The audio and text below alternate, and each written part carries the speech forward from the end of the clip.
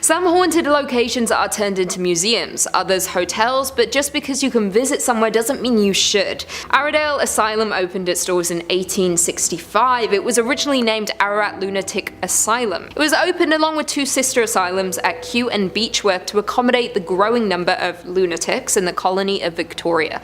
The asylum was built as a town within a town, with its own market gardens, orchard, vineyards, piggery, and other stock kept on the ground. As nice as that sounds, those kept there were called inmates rather than patients, and their treatment was not kind. Many people were sent to the asylum for different reasons, mostly those struggling with mental health, and others dumped there for petty reasons. It was home to many men, women, and also children. Both electric shock therapy and the lobotomy were performed en masse at Aradale. Death was another factor that contributed to the dark history that cloaks Aradale.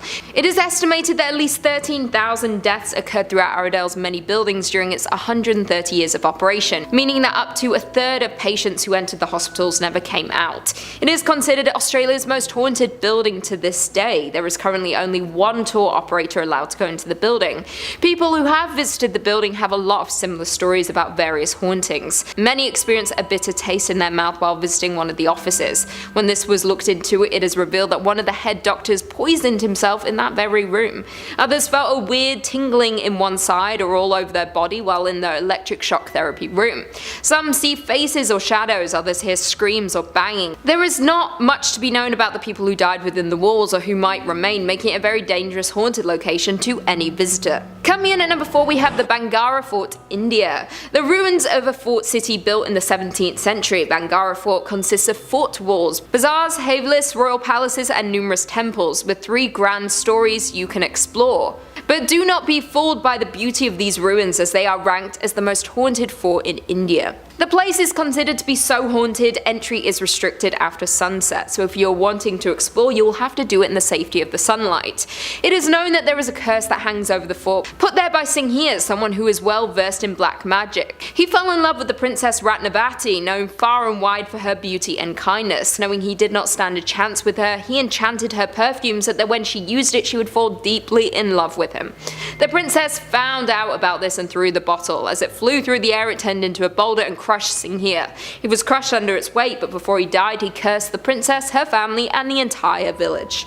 The next year, a battle was fought between the forces of Bhangarh and Ajabgarh, which led to the death of Ratnavati and most of the army. This was believed to be a result of the curse. It was due to this curse that no one in the village or fort could be reborn. It is forever condemned to desolation and is inhabited by ghosts. If any villager tries to build a roof, it apparently mysteriously collapses. The curse is said to have trapped the souls of those lost within the desolate fort. The guards keep watch to ensure no one enters after dark. It is not a safe place to be when the spirits awake at night. Coming in at number 3, Castle of Good Hope in South Africa. This oldest colonial building in South Africa, the Castle of Good Hope, is a pentagonal fortress built by Dutch colonialists in the 17th century. The well-known landmark is central to the history of Cape Town, having served as the seat of government and military operations for 2 centuries. The first ghost was spotted in 1915 when the apparition of a tall gentleman was seen jumping off the side of one of the castle walls and then walking between the bastions Leerdam and Orange. The other famous ghost who walked the grounds was the Lady in Grey. It is not known exactly who she is, but she would be seen hysterically crying into her hands and running around the castle. She used to be seen frequently by those on the grounds. However, during one of those renovations of the castle, the remains of a woman were uncovered and removed. Since these were removed, the woman has not been seen. It seems she was waiting for her remains to be found. Maybe her death was a sinister attack covered up and her body was lost until that day. The castle today has 3 museums and often tours of the old buildings. Be careful if you visit though, as it appears the spirits who have existed there were not happy ones. Coming in at number 2, Hellfire Club in Ireland. The Hellfire Club was a hunting lodge built in 1925 for William Connolly, an Irish parliamentary speaker. The stones of the buildings are from ancient passage tombs said to have angered the devil, which first associated the site with the supernatural. The lodge reportedly became a gathering place for a small group of Dublin elites who met for debauchery and devil worship. Its ruins sit atop the summit of Montpellier Hill in the foothills of the Dublin Mountains. Most who stumble upon the Hellfire Club today will assume it is nothing more than an old derelict building, but it has a long past full of horrific tales. Tales of animal sacrifice, black masses, cloven-hoofed men, and murder are linked to the structure. The most popular tales tells of a visit by a satanic creature, in the form of a man who was only discovered when one of the players dropped a card and on picking it up noticed the guest had cloven feet. On his discovery, the creature disappeared in a ball of flames. One well-known ghost at the club is that of a young lady. It is said that she crossed paths with the club during one of their dark meetings. She was then thrown into a barrel, set on fire, and rolled down the hill for fun. Her spirit stayed, possibly to warn others not to enter and meet the same fate. And finally, coming in at number 1, we have Poveglia Island in Italy. Poveglia is a small island located between Venice and Lido in the Venetian Lagoon, northern Italy. A small canal divides the island into 2 separate parts. The island first appeared in the historical record in 421. In the 14th century, Venetians infected by the bubonic plague were sent here to die, and when they died, they were burned on giant pyres. The site was also used as a mental asylum during the 1800s, where patients were experimented on and tortured. If you ask any of the locals, they will all agree that the island is cursed with unhealthy spirits. Voices and screams can often be heard, and visitors see dark figures. Many visitors say they begin to feel an oppressive, evil feeling as soon as they step on the island. Currently, the island is abandoned. No one steps foot on it for any reason. Even if you did want to visit, you would struggle to find anyone willing to take you.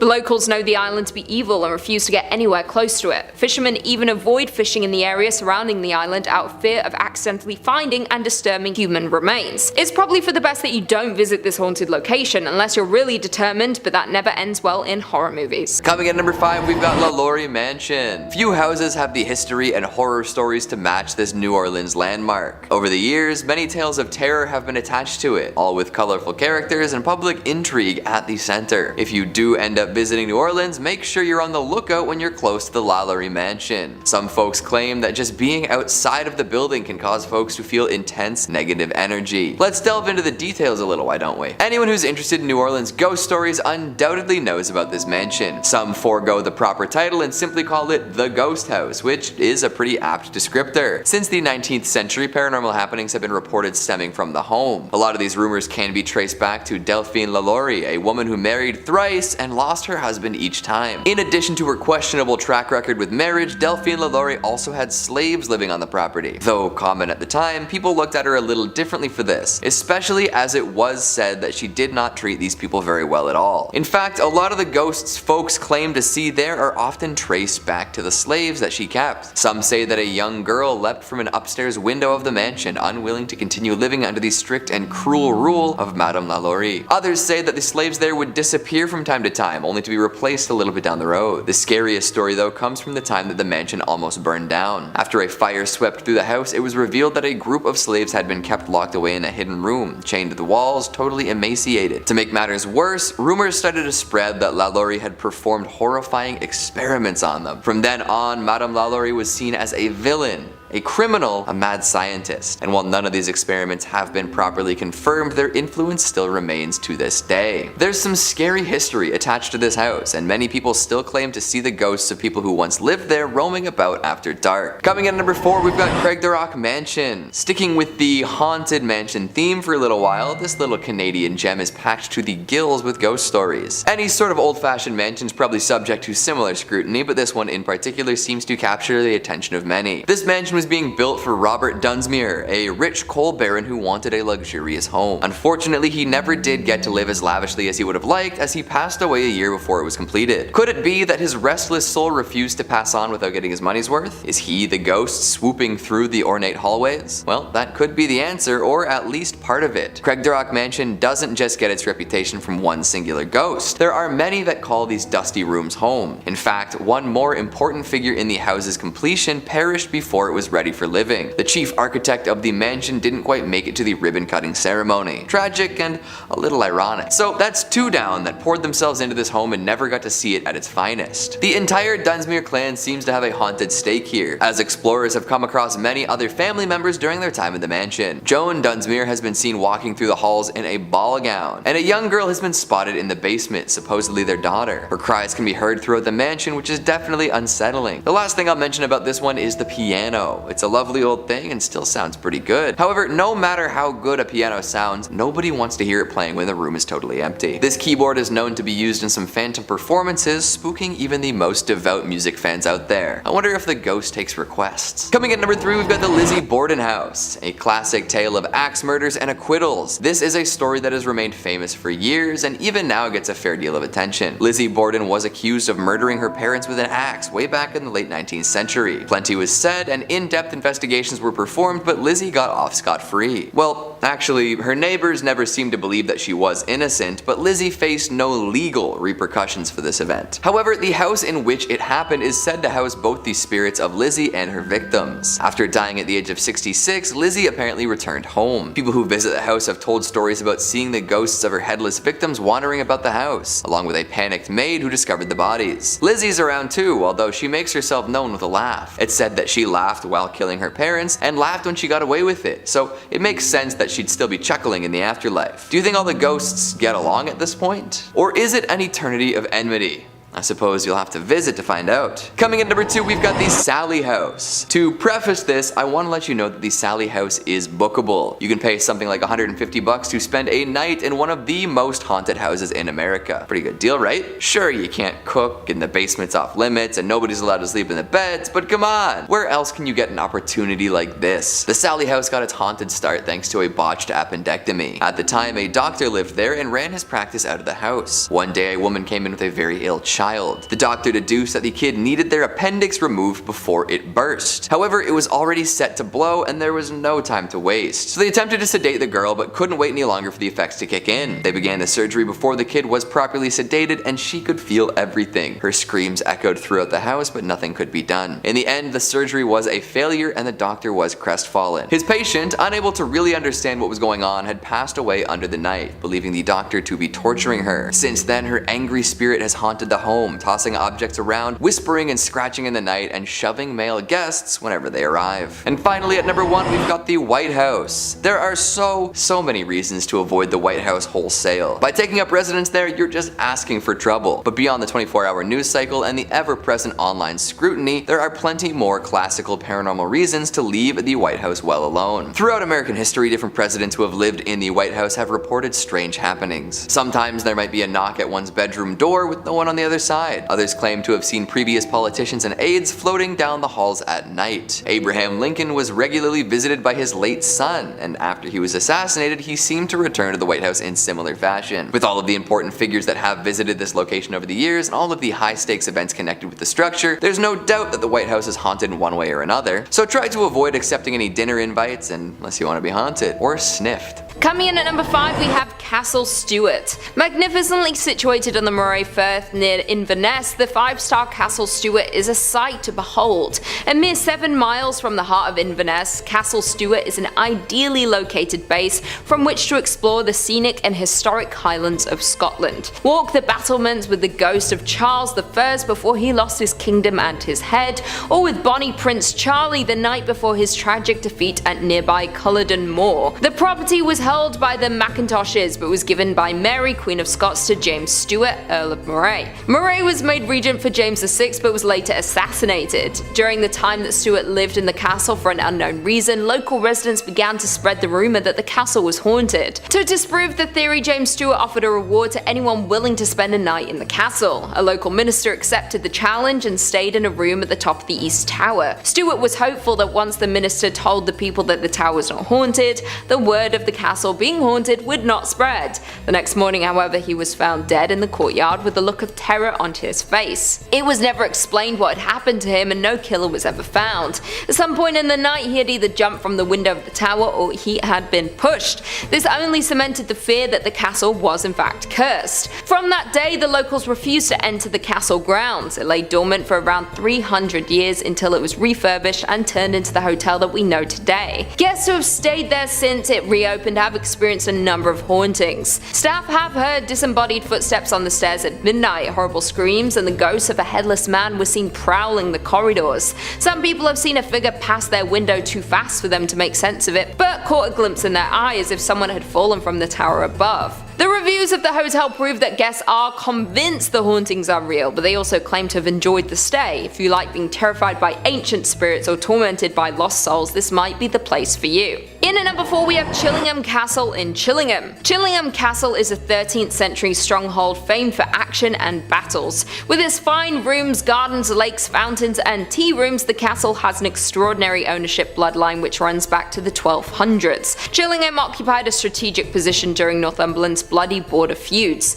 Chillingham Castle was often under attack and often basked in the patronage of royal visitors, a tradition that remains to this day. Edward VIII came to hunt there, and members of today's royal family continue the tradition with private visits to the castle this century. The medieval castle remains as it was, just with galleries that you can see today added in Tudor days. For the visit of King James VI of Scotland, the castle is a dark past at the hands of the once owner John Sage. Once injured, he could no longer fight for the king. He begged to be kept on in some capacity. He was given the job of torturer and stepped into his new role with relish. It was said that he had a deep hatred for the Scots and little mercy, with over 7,500 men, women and children suffering an agonizing end at his hands. Often legs and arms were broken before they were thrown 20 feet down into the oubliette. With no way to escape, they were to eventually starve and pass away in pain and in fear. It was also said that John Sage met with an equally gruesome death after he accidentally killed a tribesman's daughter that he had been in love with. The father exacted his revenge and John was executed at Chillingham, with parts of his body being taken as souvenirs, a fitting end to a life dedicated to such cruelty. One of the most famous ghosts is the ghost of the Blue Boy, often witnessed by flashes of blue light or halo. These sightings settled down when 2 skeletons, one of a man and the other a young boy, were uncovered during renovation work. They even found documents with the remains dating back to the Armada. Who they were and why they were hidden remains a mystery. Some of the smaller hauntings guests reported including footsteps being heard walking around the rooms and the taps turning on by themselves. Another common sighting includes those of the Lady in White, who, after suffering from being poisoned, begged guests for water in the pantry. These are just a couple of the ghosts and hauntings around the castle. If you're brave enough to investigate, you might find a few more. In at number 3, the Swan Hotel in Suffolk. This luxury 4-star hotel is set in the middle of the historic Tudor town of Lavenham. In the heart of Suffolk, its oak-beamed interior makes for a cozy feel, giving guests a sense of stepping back in time. It's said that a housekeeper who once lived there back when the hotel was a thriving coaching inn back in the 19th century fell pregnant out of wedlock. The baby's father was happy to marry the lady under the circumstances and promised to look after them both. However, on the wedding day the gentleman had second thoughts and left the pregnant lady standing at the altar. Savage. It is said that after that she became inconsolable and very depressed. What is now room 15 in the Swan Hotel was once the housekeeping quarters, and it is said that the poor woman was found hanging in this room by one of the inn's workers. Her ghost remains behind to chill the spines of those that dared to cross her path. A security guard was working alone late one night at the Swan Hotel, and as he was doing his final checks around the hotel, he came into contact with her, which scared him out of his wits and sent him running in the other direction. Several guests have reported having seen her standing in room 15 in the middle of the night. Once a nun was staying in that very room when she awoke, startled to feel the ghost tickling her feet. I guess you either get lucky and she likes you, or she chooses to scare you half to death. In at number 2 we have the Langham in London. One of the more upmarket entries on this list is the Langham in London. I know it's upmarket because Cher stayed there. How do I know? Because I stalk her life. Since opening in 1865, this 5-star hotel has played host to a number of infamous historical figures, both living and dead. With nearly 500 rooms and suites, it's really not surprising that a number of ghosts have been seen regularly at the hotel. The paranormal activity at the hotel became apparent when it was owned by the BBC, when it was discovered that there were at least 5 ghosts that make regular appearances at the hotel. The most active of the ghosts at the hotel is said to be that of a German prince or nobleman who was thought to have met his death when he threw himself out of the window of an upper story room. Ghosts have seen his ghostly form moving through walls and closed doors, and he is often accompanied by a sudden drop in temperature. Room 333 is supposed to be the most haunted. In this room, a BBC newscaster woke up to see a fluorescent ball of light which slowly took a human shape.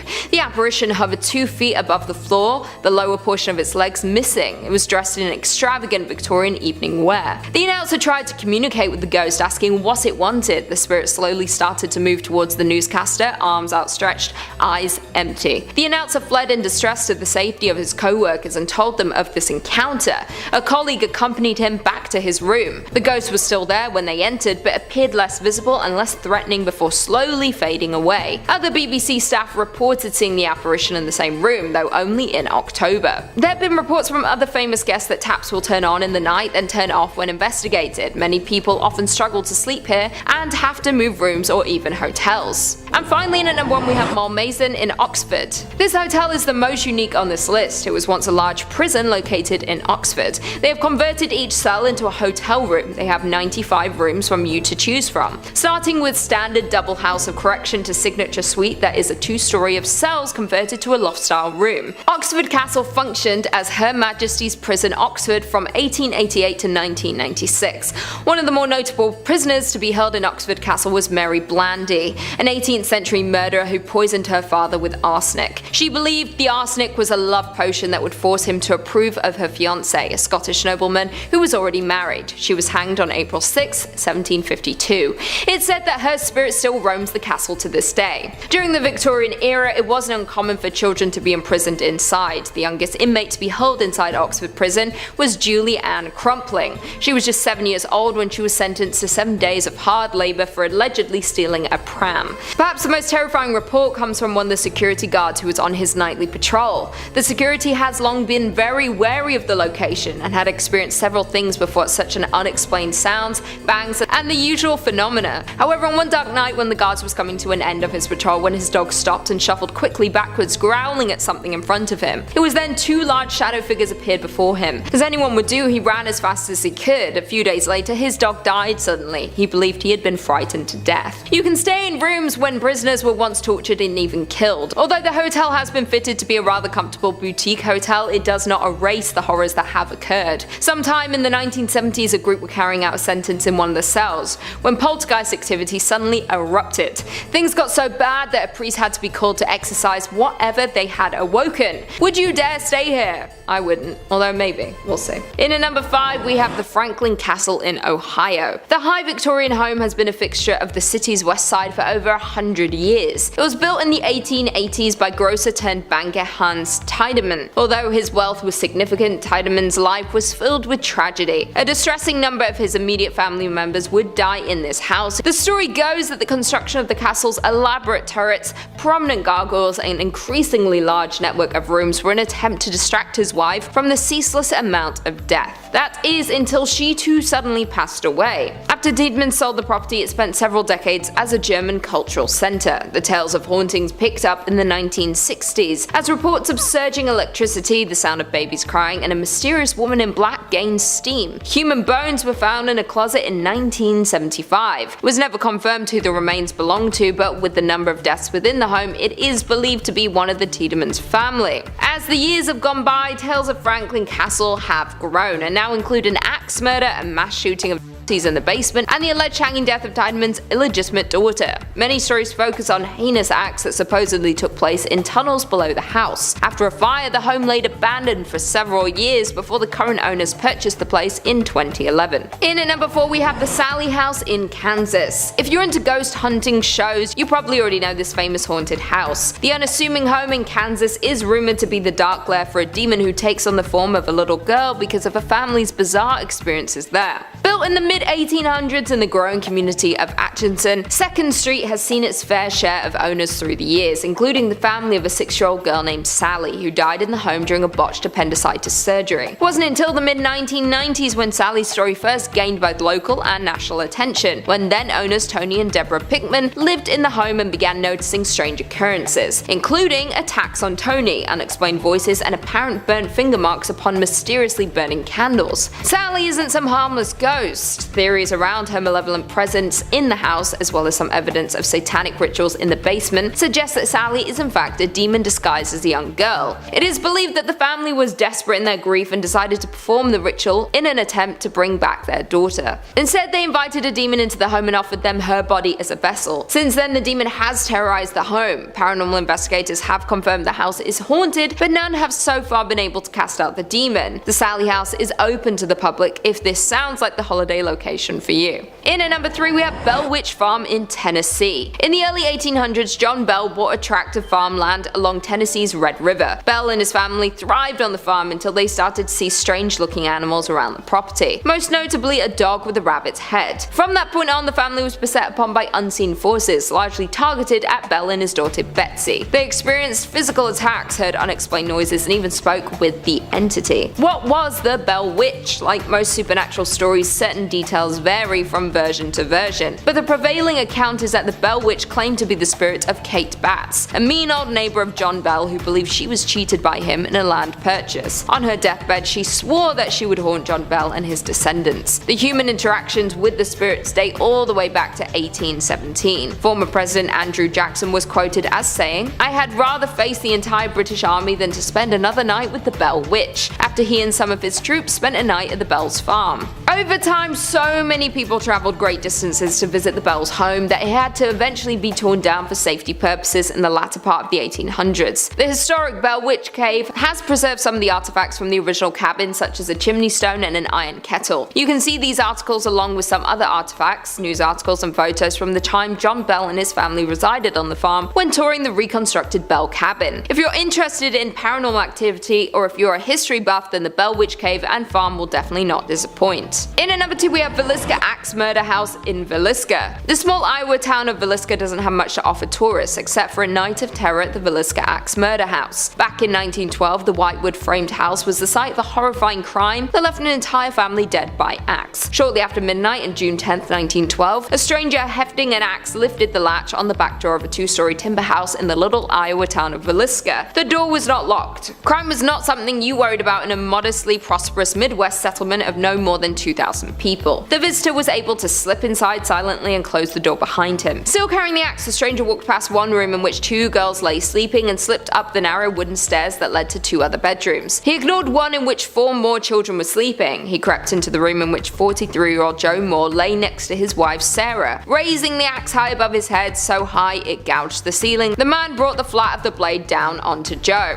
Then he struck Sarah before she had time to wake or register his presence. Leaving the couple, the killer went next door and used the axe on the other residents in the room. Once again, there is no evidence that they woke before they died. Nor did the assailant or any of the other people in the home make sufficient noise to disturb Catherine's 2 friends, Lena and Ines Dillinger, as they slept downstairs. The killer then descended the stairs and took the lives of the Stillinger girls. What happened next marked the Villisca killings as truly peculiar and still sends shivers down the spine a century after the fact. The Axeman went back upstairs and beheaded everyone in the home, leaving the faces of all 6 members of the family unrecognizable. The Moors were not discovered until several hours later. When neighbors didn't see the family wake in the morning, they called for Villisca's Marshal, Hank Horton. That set in train a sequence of events that destroyed what little hope there may have been of gathering useful evidence from the crime scene. When a shaken doctor emerged, he cautioned members of the growing crowd outside, "Don't go in there, boys, you'll regret it until the last day of your life." Many ignored the advice, as many as 100 curious neighbors and townspeople tramped as they flew through the house scattering fingerprints. It is probably due to this damage to the crime scene, along with the lack of knowledge on such large crimes, that the killer was never found. It could have been one of the noisy neighbors or someone passing through time, but no one will ever know. What we do know is that there have been sightings of the family's spirits since, and the house continues to be a main attraction for dark tourism. And finally, in at number 1, we have House of Danger in New York. New York's Greenwich Village has some of the most desirable real estate in the world, except for this house on West 10th Street, known as the House of Danger. The townhouse is said to be haunted by the ghosts of 22 people who lived or died within its walls, including the tragic story of a girl who was killed by her adopted father. Being New York City, however, the house has a celebrity pedigree too. Said that author Mark Twain stayed in the house back in 1900 and returned for the occasional visit. The house seems to have started earning its reputation reputation gradually after the Borman family stopped living there. The first recorded incident of bad luck happened in 1897. Cycling celebrity Fred Andrew, the new owner and occupier of 14 West 10th Street, had a moment of bad luck. During his residency, as described in the New York Times, of August 9, 1897, Andrew had a moment of reckless bicycle riding that caused him to hit a person. The person suffered a broken leg and Andrew was subsequently arrested. Jan Bryant Bartle and her daughter took up residency of a spacious apartment on the top floor in 1957. Bartle reported almost immediately that a monstrous moving shadow would often follow her around the home. One time she writes that she had seen a ghostly figure of a man standing in a hall. Bravely, she reached out and tried to touch whatever she was seeing. She felt something, but nothing like she had felt before. She described it as a substance without substance, chilly and damp. Bartle was a true believer and took the proactive step of employing a paranormal expert to investigate what could be causing these terrifying realities for the scared residents. The investigator confirmed what the couple had believed from the start. The investigator said that they were upward of 22 spirits at the House of Danger. Besides Mark Twain, he mentioned additionally a woman in a white dress, a young girl, and a grey cat. On November 2nd, 1987, New York City witnessed a genuine tragedy at the House of Danger. The passing of Lisa Nussbaum was so horrific it caught everyone's attention. Around 6:40 a.m., 911 operators got a pressing phone call from children's author and editor Hedda Nussbaum. She said that her daughter Lisa wasn't breathing, so an ambulance was sent to Greenwich residence right away. When the paramedics arrived, they were greeted by a very disturbing scene. They found Lisa unresponsive on the kitchen floor and her brother Mitchell tied up in the home. Paramedics were regrettably unable to revive Lisa on their way to the hospital. Later, her autopsy revealed the cause of death was repeated blunt force trauma. Hedda and Joel were both arrested and subsequently charged with first-degree murder. Currently in private ownership, the building is resided in today and continues to add stories of hauntings to the legends of paranormal activity in the House of Death. The stairwell continues to be the nexus of the ghostly activity in the building. The dark and wide antique stairs are where many of the ghosts still make their appearances. Number 5 on this list is the Castle of Good Hope. This castle is located in South Africa and is on a lot of people's worldwide list of the most haunted spots. A main reason for this is simply how many ghosts reside at this place. It's one of the oldest buildings in Cape Town, and it was initially a fort built by the East India Trading Company. Today it houses the ghosts of Lady Anne Bernard, a soldier, and Governor Peter Giesbert van Noort. All of these ghosts have different origin stories and come from different times. Lady Anne Bernard was the first lady of this colony, and she died many years ago under some very mysterious circumstances. Her ghost is said to frequent this spot and will make herself known to visitors. The soldier in question apparently hung himself in the bell tower many years ago as well. This tower has been reported to ring itself with nobody near it at all, and many think that it's the ghost of this soldier that's responsible. And the last is the governor. And this was apparently a very cruel man who would send soldiers to the gallows for his own sick amusement. Apparently one soldier, before being killed,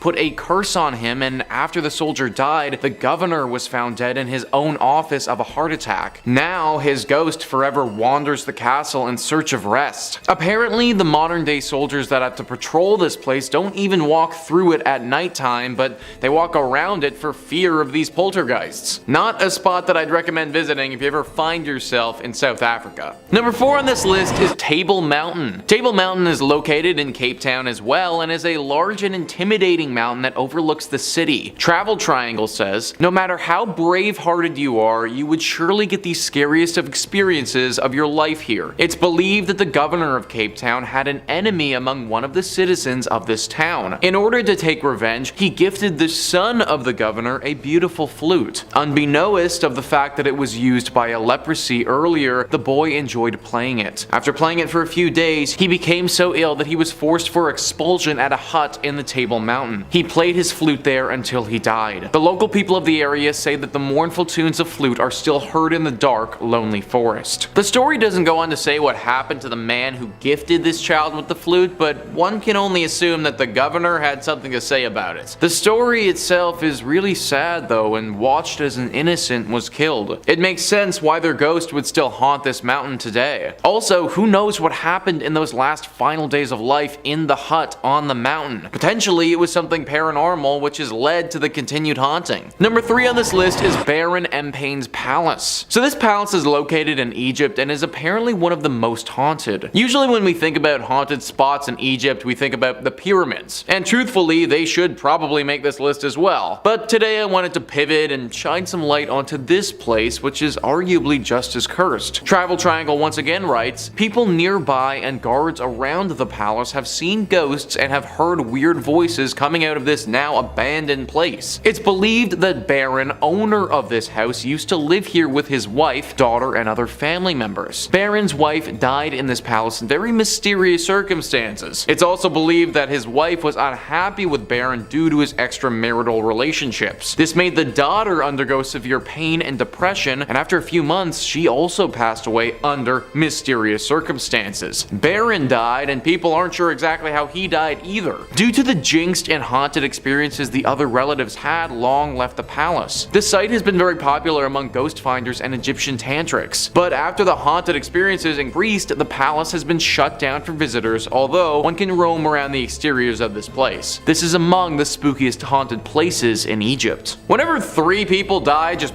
unexpectedly like that with mysterious circumstances, there's always bound to be a legend around it. The fact that so many visitors and guards have seen evidence of potential poltergeists, though, kind of really leads me to believe that something must be up with this place. Some of the stories are conflicting though about what ghostly apparitions are really out and about. Some accounts have talked about Baron himself walking around this place, whereas others have told tale of a mysterious ghost that isn't really connected to the family by blood. This ghost is thought to be of somebody who worked for Baron and was actually killed in this place. This ghost then came back to haunt the family, and it's what caused their unexpected deaths in the first place. It's really too bad that it has to be this way too, because the palace itself is beautiful on the outside, and I imagine that the inside is just as nice. Still not worth the risk of visiting though, considering its current ghostly inhabitant. Number 2 on this list is Cape Coast Castle. This castle is located in Ghana, and some horrible tragedies occurred here over the years. Originally, this castle was built so that people could trade gold and other valuable items. As time went on though, its purpose became far more evil. Slave trade. The transatlantic slave trade was truly a horrible time in human history, a time filled with so many injustices and atrocities. Basically, human beings were treated as animals and sold to the wealthy buyers in North America. The slaves that were sold would often come from these African countries like Ghana. Cape Coast Castle was used as a place to keep these people before the ship would come from North America to pick them up. It's said that the ship would come roughly once every 6 months, and conditions at this castle,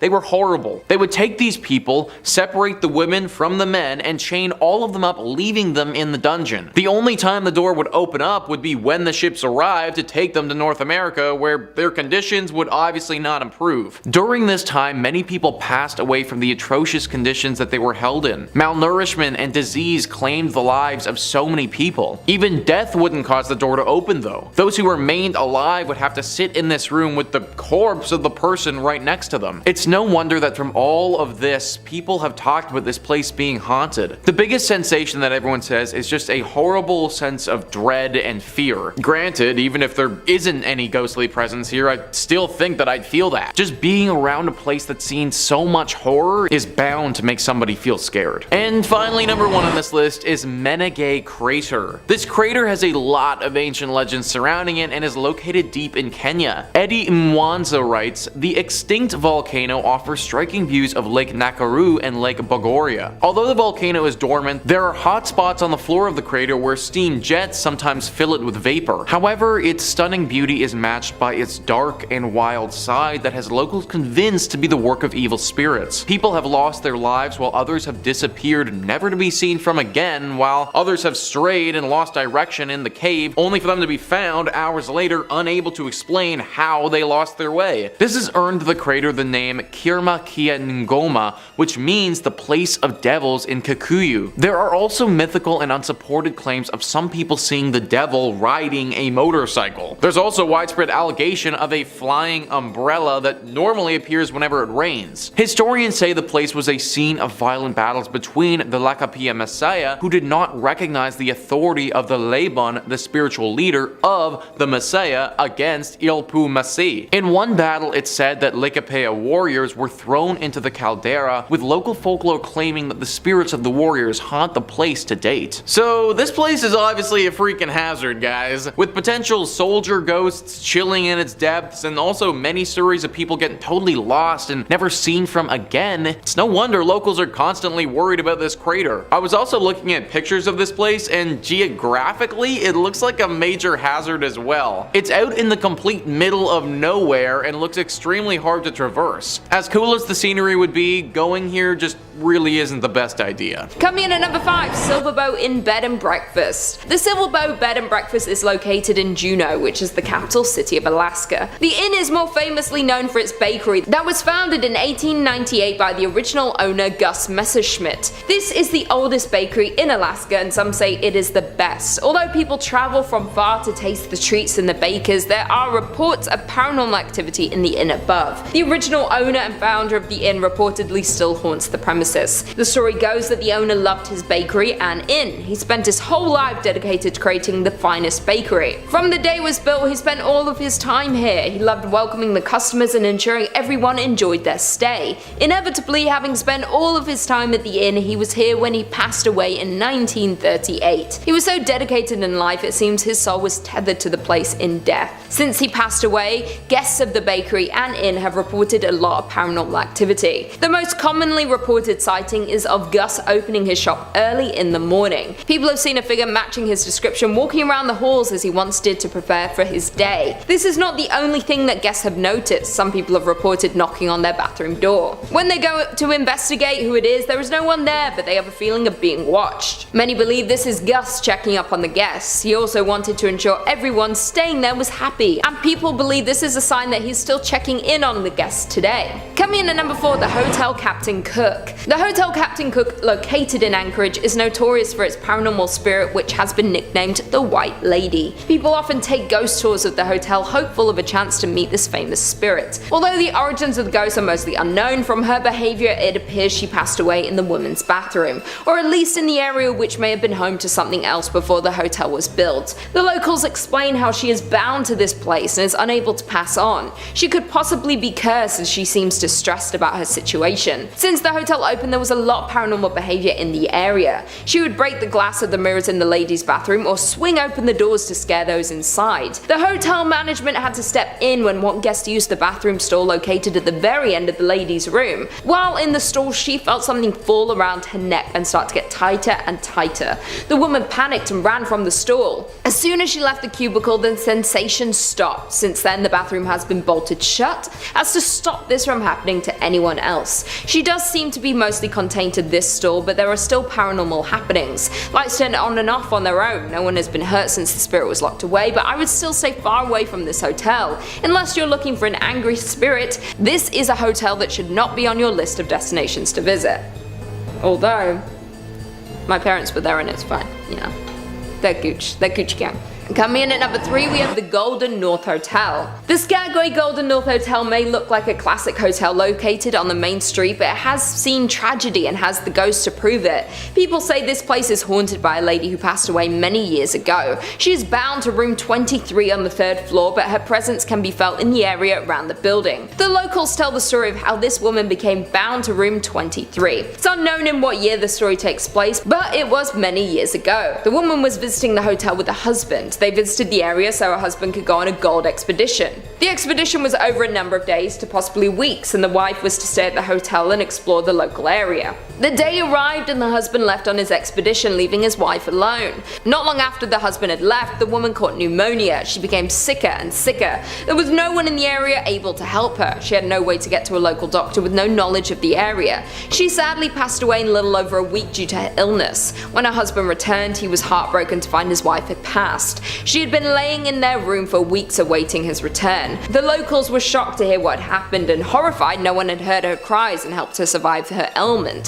Since then, she has been bound to the room. Other guests have heard sounds coming from the room which remains empty. The spirit can be heard coughing or choking. Some have said they saw her from the window of the hotel when walking around the area late at night. Some have even heard her cries for her husband. When anyone tries to investigate the room, they just find it empty and cold. The cold of the room takes over you as soon as you open the door. You can feel you are in the presence of a spirit and are overcome with sadness. Coming in at number 2, we have Independence Mine. The Independence Mine, now known as the Independence Mine State Historic Park, is the site of a former gold mining operation. It is located in Palmer, Alaska. The mining history in the area dates back to at least 1897. The mining town now sits abandoned. The operations were temporarily halted in 1950 with the plan to eventually resume operations. They were never able to resume the operations. This resulted in a well-preserved collection of mining equipment and buildings. Although weather has taken its toll, many of the buildings still stand today. As we know, with many mines, there are often accidents due to the dangerous nature of the work. Parts of the mine would often collapse. The mine is now a big tourist site as a look into the life and work of miners in 1897.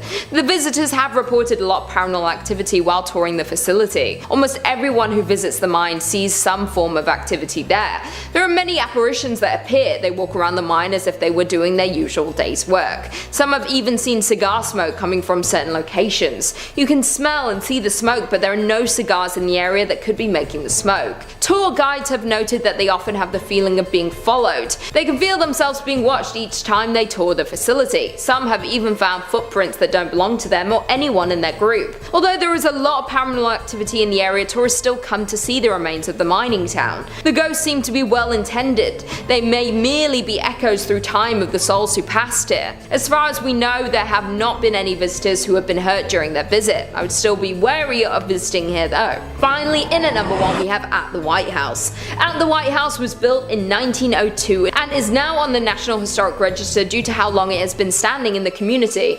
It has had many issues since it was built. It was originally built as a hospital, then it was used as a daycare center, and today is used as a hotel. Any building that was used as a historic hospital has seen a lot of tragic passings. When the building was used as a daycare center, there was a tragic fire. The building caught fire in the 1980s. It was fully restored following this. During the fire, the young woman who owned and ran the daycare was trapped inside. After ensuring all of the children were safe, she became trapped and unfortunately perished. Since the fire, her apparition has appeared around the home. Most guests believe her to be a kind spirit, but she does bring on the feeling of dread and terror when she is in your presence. Guests at the hotel have claimed to be startled awake by the young woman standing at the foot of the bed. Once they wake up and become frightened, the spirit usually disappears. Workers at the hotel claim that she appears to show more interest in families with children. She reportedly had a love for looking after children, and even in death she wanted to ensure their safety during their stay at the hotel. It is unknown what room she was trapped in during the tragic fire, but there are numerous cold spots around the hotel. Others have heard faint screams and cries coming from certain rooms. She is hailed as a hero for saving all of the children during the fire, but guests are still frightened when greeted by her ghost in the early hours of the morning. Number 5 on this list is Tranquille Sanatorium in British Columbia. Tranquille Sanatorium has quite an extensive and tragic history to it, which has caused its walls to be the home to many undead spirits. A sanatorium, if you weren't familiar, is an establishment which has the sole purpose of housing those with long-term illnesses and is often associated with tuberculosis. The one that we're talking about right now is no different. It was built in 1907 as a facility to treat people with tuberculosis. However, it didn't stay like this for very long. The purpose of the facility eventually changed to become an insane asylum. It acted as this mental institute for a while until finally becoming abandoned in the late 1980s. Due to its deep history with death, disease, mental illness, it's no wonder that the Tranquille Sanatorium is now deeply haunted. The layout of this facility screams something out of a Stephen King book. It has several buildings that are connected by poorly lit underground tunnels. The building itself looks all too eerie from the outside as well, with dirty cream colored walls that have seen far better days as rot and mold slowly devour them. Visitors of this place report feeling extremely uneasy. A common note for most people that visit is the presence of orbs, strange balls of light that flutter throughout the building and then disappear. Some people have reported seeing a ghostly apparition on the 6th floor. This ghost takes the form of a woman not older than 30. She appears to be crying and screaming. The tunnels are said to be particularly haunted. People have reported screams coming from nowhere, flashes of movement, menacing and animalistic groans that make you feel as if somebody is right behind you. Children can also be heard playing every now and again in some of the more open areas of the building. Clearly, this place's dark history has impacted it greatly, and just because physical humans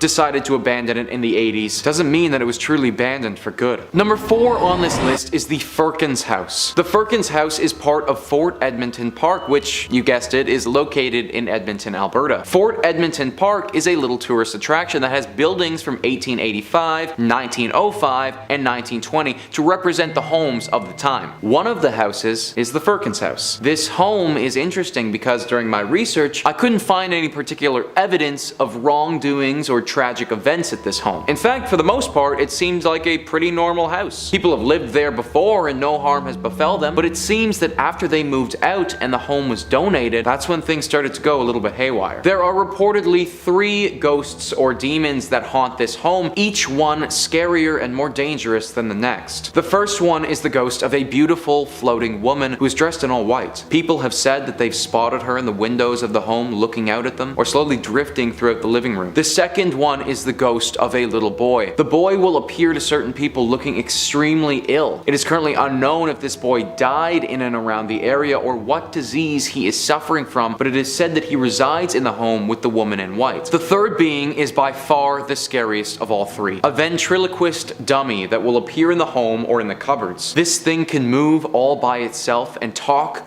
by itself. It is very similar to the popular horror franchise Chucky, and it's said by some to be seeking to harm the living. I'm not sure if the ghost of the ventriloquist has taken over this dummy or if the dummy has taken on its own persona, but I definitely do not want to go anywhere where the primary residence is a demon puppet. Number 3 on this list is the 5 Fishermen Restaurant. This is a restaurant in Halifax, Nova Scotia, known for its exceptional oysters and also its ghostly inhabitants. The ground that this restaurant sits on wasn't always utilized for serving up fish and chips though. In fact, it has a very long history. In the early 1800s is when the building went up, and for a long time it acted as the town's only school. Nothing ghoulish or demonic about that. However, at around the turn of the century, the school moved and the building took on a new purpose. It became the mortuary for Halifax and made its dealings with the dead. Now, not every mortuary is going to become haunted, but this one had quite a lot to deal with over the years. In 1912, the unsinkable ship, the Titanic,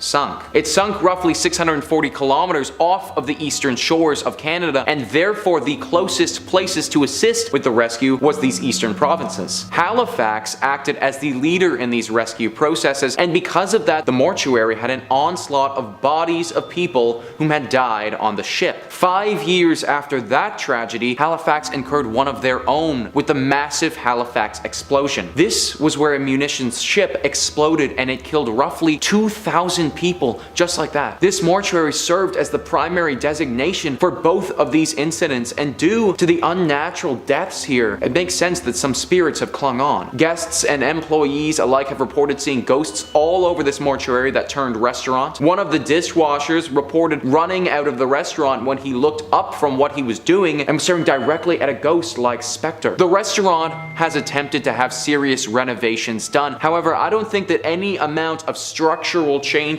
will get these spirits to rest for good. Number 2 on this list is the Frank Slide. Now, even though the Frank Slide sounds like it could be a fun, popular dance move that takes over TikTok for a few weeks, it is far more morbid than that. On April 29th in 1903, in the mining town of Frank, which at that time was part of the Northwest Territories, but it is now a section of Alberta, there was a horrible tragedy. 110 million tons of limestone and rock came tumbling down in one of Canada's biggest landslides ever. This fell onto part of the town of Frank. Frank was located right next to Turtle Mountain, which after extensive mining had grown unstable. On April 29th, it all came crashing down and claimed the lives of 70 to 90 people. It is still to this day Canada's most deadly landslide to ever occur in history, and was a horrible tragedy that can only remind us how fleeting life can be. I think the craziest part about this landslide as well is that it wasn't just miners who were killed. Their wives, their families, all of them died at the hands of the Frank slide. The remains of these bodies were never recovered either, as the damage from the slide was far too devastating. Where all of this happened is now a section of a town called Crow's Nest Pass, and over a century later, the ghosts of the dead still haunt the area. This place is somewhere where visitors have reported feeling very unsafe. They say that the overall feelings of uneasiness are almost too much to bear and that they have to leave. Cries, howls, screams, this can all be heard late at night as you're trying to sleep. Lanterns will be seen in the night walking around at the hands of unknown apparitions. It is basically a full ghost town of people who never deserved to die in the first place, all wanting to get a second just to feel their lives again as they were so unfairly ripped away from them. Definitely one of Canada's most horrific tragedies, and now home to one of its most haunted locations. Number 1 on this list is the Banff Springs Hotel. This hotel is located in Banff, Alberta, and is truly one of the creepiest places that I've ever read about. Now, first off, I want to note the hotel itself looks gorgeous on the outside. The beautiful nature it is surrounded by is stunning, and the hotel gives me some serious Harry Potter Hogwarts vibes. However, when I say that this place is surrounded by nature, I really mean it. It is totally out on its own, with no other buildings in sight at all. The secluded site has been around for 132 years and has housed its fair share of visitors. Some of these visitors have had some incredible stays. I mean, when you look it up online, the hotel has a 4.7 Google rating, so I mean, it's pretty freaking good. Some of the guests, though, they never checked out. In the 1920s, a couple was set to have their wedding at this hotel. On the day of the ceremony, though, the bride, while she was walking down one of the hotel's beautiful marble staircases, tripped and fell, smacking her head on her descent and dying on the spot. This bride's spirit is one of the most notable sightings people have had when they're staying at this hotel. It's said that they often see a phantom in a wedding dress ascending and descending the stairs very quickly. She's also been seen in the ballroom dancing alone, potentially dreaming of the dance that she wanted so desperately to have with the husband that she never got to marry. In 1975, a longtime bellman of the hotel, Sam, died there. Since then, sightings of Sam have been pretty consistent. One story details how 2 women lost their room key and called the front desk to go and get it. The front desk person sent someone to go and open their room for these ladies. When that person had got there, though, the ladies were already in the room and said that another bellman had let them in. They described Sam to a T when they spoke about the bellman who helped them out. Instances like this have occurred time and time again at the hotel, with many people believing his spirit is still working there. Finally, with this hotel, you have room 873. Room 873 is rumored to be the home of a gruesome murder. One evening, a family was staying there, and the father, for some unknown reason, lost his mind, murdering his family and himself. After completely refurbishing the room, the hotel put it back in service, but now people who have stayed there report hearing the screams and the cries as if they were still dying. If you have to stay at this hotel, definitely avoid room 873. Number 5 on this list is the Chateau de Camargue. The Chateau de Camargue is located in Périgord, an ancient region of France. The chateau isn't as beautiful as it once was, some of its former glory lost to time and also to war. This chateau was a critical point of interest in the 100 Years' War between France and Britain. It was the host to one of the more brutal fights that the war ever saw and was eventually captured by the British. As was typical back then, when you captured a place, many of the people that were running that place were either captured or put to death. One person of interest was put to death by being beheaded, and that was the young lover of the daughter of the Earl of Camargue. It's said that this man was deeply in love with the daughter and that she was in love with him as well. His beheading didn't seem like a major point of interest to the British at the time, but it actually left a bit of a spirit behind. What's really interesting about this story, though, is that it wasn't the spirit of this young man that was left behind. It also wasn't the spirit of the young daughter or even the Earl of Camargue himself. In fact, it was the spirit of this young man's horse. The horse that this young man rode into battle with to attempt to defend the chateau, and the horse that he had his whole life. Its ghost has yet to pass on. It's said that the ghost of this horse wanders the grounds of the chateau searching for its master. People who have ventured into the castle have reported hearing the clicking of hooves and a deep groan from a horse.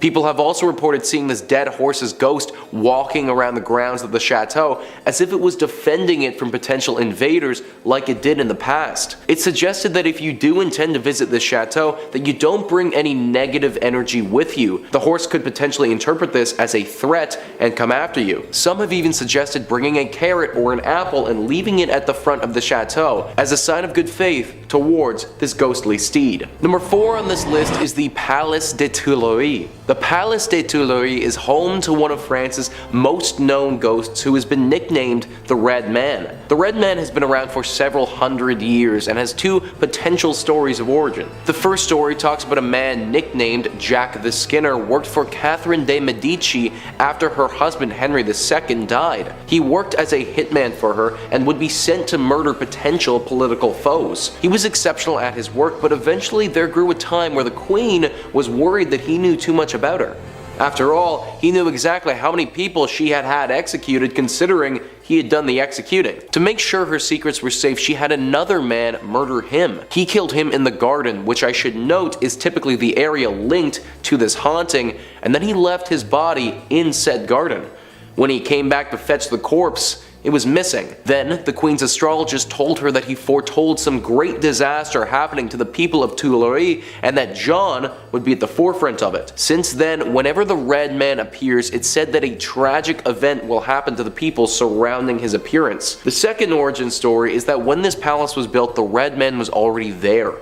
This ghost spoke to Catherine de' Medici and foretold her death, and even though she forsook him and the palace that she had built, the prediction he had made turned out to eventually be true. Pierre-Jean de Beranger, a famous French poet, describes the Red Man as being a small man clothed from top to toe in scarlet, whose eye is so piercing and unearthly that it terrifies the most courageous. He never speaks, nor are his visits of much length.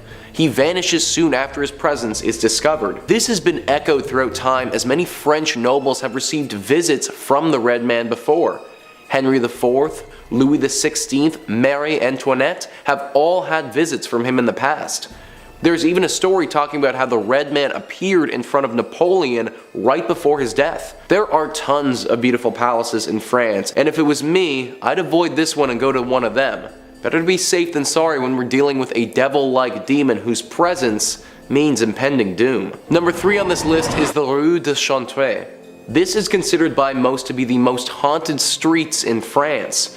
It's located in Paris on the island and is right next to the Notre Dame Cathedral. This street is said to be haunted by the ghosts of many children. As with most ghost stories, this didn't come out of thin air, but from a horrible tragedy that took place on this street just over 100 years ago. In the early 1900s, there was a hotel that was located on this street. This hotel didn't really act as a hotel though, because during that time there was a massive outbreak of tuberculosis. The children in the area who had come down with the disease were sent to this hotel to quarantine.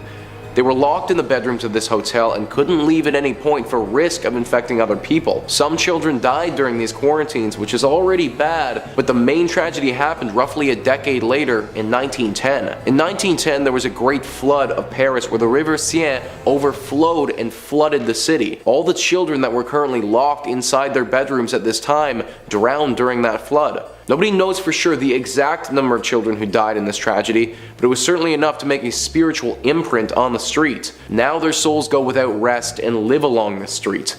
People have heard the laughter and also the crying of children. They have heard the muffled screams as if they're screaming through water. They've also seen these children before peering out at them from around corners, looking extremely sad and lonely. The spot acts as an attraction for supernatural hunters, but a landmark that I wouldn't recommend visiting. Number 2 on this list is Mont Saint-Michel. Mont Saint-Michel is one of the most beautiful and unique castles on the entire planet in my opinion. How it's constructed and where it's located, it almost doesn't even seem like something out of real life. This castle is located off of the Normandy coast, and the only connection that it has to France is a road that goes underwater when it's high tide. How this place got made has a bit of a supernatural story to it. Apparently, the archangel Michael appeared to Saint Aubert in a dream and told him to start building here.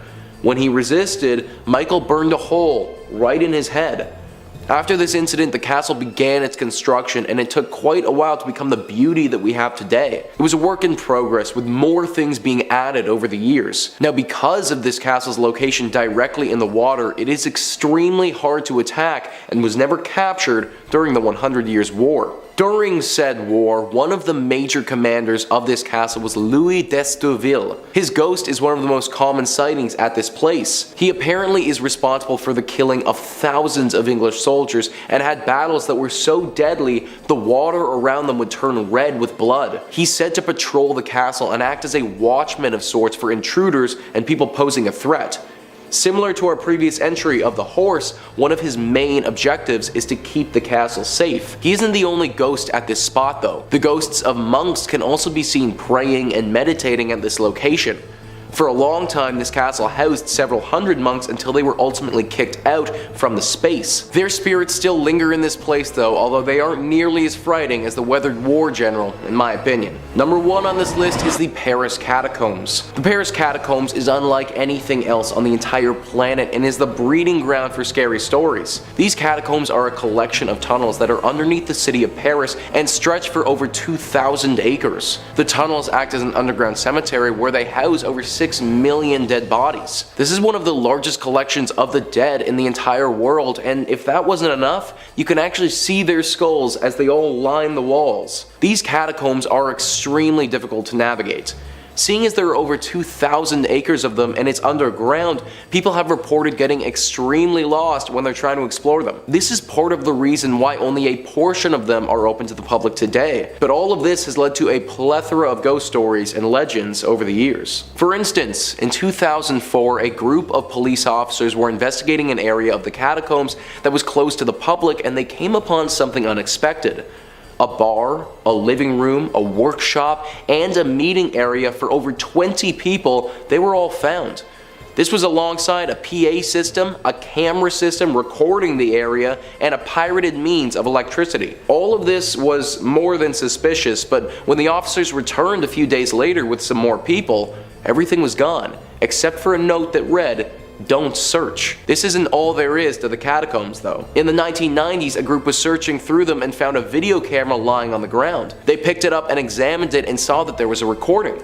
The recording was clearly of a man who was very lost in the catacombs and extremely frantic. Scary voices could be heard in the background, and the heavy breathing of this man indicated his panic. Finally, the camera fell to the ground and we could hear the man scream. These are just 2 of the more famous stories to come from these catacombs, but so many other ones of ghosts or demons haunting the area have come from this place. If you were to ever go here, then make sure you have a strong sense of direction and a flashlight, because the last thing you would want is to get lost in an underground haunted graveyard. In at number 5 we have Berlin's Citadel. The Citadel was built in 1559 and is known as one of the best preserved military structures in Europe. It was originally built to protect Spandau from attack, built specifically to have no blind spots, giving an advantage on all sides in the event of an attack. The Citadel has seen a lot of destruction and war since it was built, but the most famous ghost to live there is the spirit of Anna Sidow. Anna was married but had a love affair with Joachim II, the local ruler at the time. As the ruler was dying, he asked his son to take care of Anna. The affair had been frowned upon, but as both of their parents had passed, they had grown closer before he got sick. When he passed, his son didn't keep his promise. He immediately imprisoned her in the Citadel. No one ever saw Anna again after that. There was no explanation as to where she had gone or if she had been punished for her love affair with the ruler. There had been reports from visitors of the White Lady, a ghost seen walking around the Citadel late at night. Some felt a sudden cold breeze and feeling of dread while walking around the grounds, but still there was no explanation. Years later, the Citadel was a big tourist attraction and renovations took place. While they began to renovate, they found the remains of Anna. She had been walled into a cell and left there. This seemed to confirm the rumors that she was the White Lady for all these years. Some people have seen her late at night, but others have felt her presence. Even after she was found, her spirit had remained. If you visited today, you might catch a glimpse of her if you were to be there after nightfall. Coming in at number 4, we have Kov Castle. The origin of Kov goes back to the prehistoric times. A fort was built there in the 1st century century AD. It sits on the edge of a lake covered in all sides by water, making it the perfect place if you're worried about intruders. The castle was built in the early 13th century by King Otakar. It is not known when it was built, but the first written mention of the castle was in 1234 when it was owned by the King of Bohemia. It had many owners throughout the years, being seized in wars and passed to new rulers. It is now owned by the National Heritage Institute and is open to guests. It is regarded by locals as the creepiest place in Germany. Many refuse to visit or leave before it gets dark, as not to disturb the spirits they believe to live there. They believe that the castle is home to a dark supernatural entity. They believe it had been since prehistoric times and has never left the land. There are often voices heard from around the castle. Technical faults happen, often with no explanation. It's also been said many animals refuse to go into the building and act strange on the land outside the castle. There have been many times where the staff had lit candles to light up the halls when night falls. There have been times when every candle had been blown out at once, sending chills down the spines of anyone in the area. The most haunted part of the castle is the main tower. There are reports that if you sleep in the tower, you will pass away within the year. There are at least 2 confirmed cases of this happening throughout the castle's history. Coming in at number 3, Osnabruck. Osnabruck was once the site in a major pagan temple and burial area. The pagans decided that they would attempt to convert the German people to the Christian faith. This led to a massacre taking place at the temple. The local forces took the lives of those there, including the priests. They then desecrated the graves and broke their altar stones. The pagans built their temples and buried the dead on sacred land. It is believed that this act disturbed the deep magic infused in the land. Now every year during the winter solstice and summer equinox, something strange happens on the land. Strange orbs of light have been seen moving around the area. Screams are heard from miles away. Stains appear on the stones that still lay there today. Although the town have now been built away from the graveyard, you can still visit today. Many locals avoid the land as the spirits there seem angry about what happened to their descendants. It is thought these spirits wield great power and could have revenge when and if they choose to. If you do choose to visit, you need to be warned to be respectful. Do your research before and careful when you arrive. Many have reported seeing terrifying things or feelings like being watched while there. No one visits during the solstice and equinox, as this is when the spirits are the most active.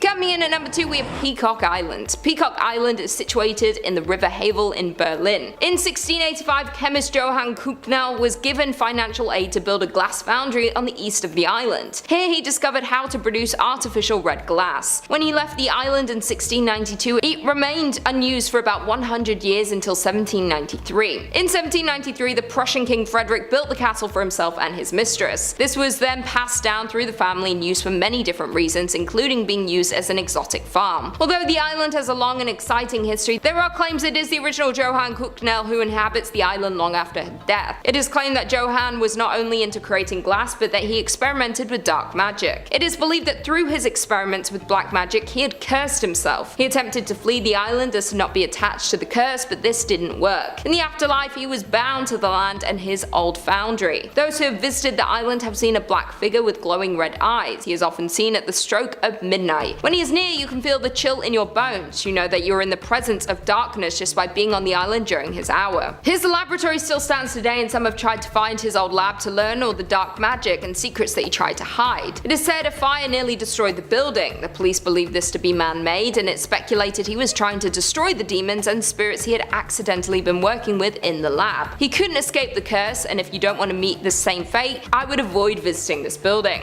And finally, in at number 1, we have the Woldneil Hostert School. The school was first built in 1913 and then closed in 1937 when it was then used by the National Socialism Party. They wanted to use the building as part of their euthanasia program. They wanted to make their bloodlines pure and strong, and they had the idea to use the building to house anyone who was not seen as genetically healthy. All those with hereditary illnesses or who were severely mentally and physically handicapped were classified as lives unworthy of life. They would invite the people they deemed to fall into this category to live in the facility before they would eliminate them. According to data collected, more than 260,000 people fell victim to their war against sick. This was just one of many of these facilities run around Germany. With all of the horrible acts committed here, it is no surprise that it is haunted with the lost souls. The people lost here were taken suddenly, and their spirits remain unable to pass on. Some people who have visited reporting hearing blood-curdling cries coming up the walls in every direction. Others have seen shadows darting from room to room as though they are watching those who walk there. Other ghosts have been seen looking through the windows or sitting inside the rooms late at night. They don't seem to have bad intentions, but they seem to be distraught, which can be equally as dangerous if you were to stumble across them unknowingly. Some even claim to see children who have disappeared as soon as they were noticed. The stories from those who have visited are terrifying and chilling to hear. It is enough to warn anyone away from attempting to visit the old school. Kicking off the list at number 5, the Landmark Inn. Located in the upper peninsula of Michigan, right around Lake Superior, you'll find the Landmark Inn. Yeah, nice and cute and cozy. Come on in, take your coat off, stay a while. This fancy hotel was originally built in 1930 as a luxury accommodation for wealthy business owners from all around the United States. Sounds like a good time. Let's gather, let's talk shop around candles. These business owners would visit the Landmark to check on their business interests, all that good stuff. Though for its 100 years being open to guests, the hotel has had multiple reports of, you guessed it, ghosts and paranormal activity. It's so common at the Landmark Inn that the ghost hunters and paranormal investigators, they make trips out to the hotel quite often just to check in and be like, hey, how's it going? And they put on their gadgets and they just check in on them. They can rely on them.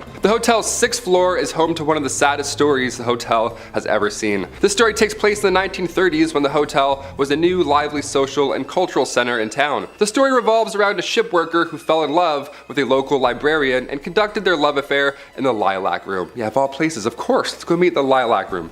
Sounds beautiful. And that was where the man was staying. Perfect place to meet. The couple was said to have a planned wedding upon his return from the last voyage on the sometimes treacherous Lake Superior. Unfortunately, their love affair ended in tragedy when his ship met with a storm and sank to the bottom of a lake. He never returned to the shore, and the librarian mourned the man in said Lilac Room, eventually dying herself of a broken heart. The heartbreaking story comes with many reports of the Lilac Room now being haunted. Yeah, rightfully so. As a large number of guests has reported hearing cries and whispers from a female. The female is also seen by many guests and workers on the 6th floor near the Lilac Room, crying and mourning for her loved one. A less romantic story that is associated with the hotel goes back to when it was even finished being built. During construction, a man ended the life of his girlfriend due to anger and jealousy, and this took place right after she told him about her past boyfriends and their relationship history, just normal stuff that he flipped out on, just a monster. And since the hotel was still being built, to conceal the evidence, the man buried her in the unfinished basement. Just horrible stuff. You knew I was going there and you're like, oh, please don't. To this day, decades later, visitors and employees report hearing cries from that basement, and some report hearing whispers from a female voice asking for them to find her body. I just got goosebumps. That's real goosebumps. No matter how much time goes by, these two women, heartbroken for different reasons, still haunt said hotel today. Number 4, Michigan Bell Telephone Building. The Bell Telephone Building can be found in downtown Grand Rapids. It's known from the legend that the building is haunted by 2 ghosts. It's always 2, eh? Always gotta have pairs.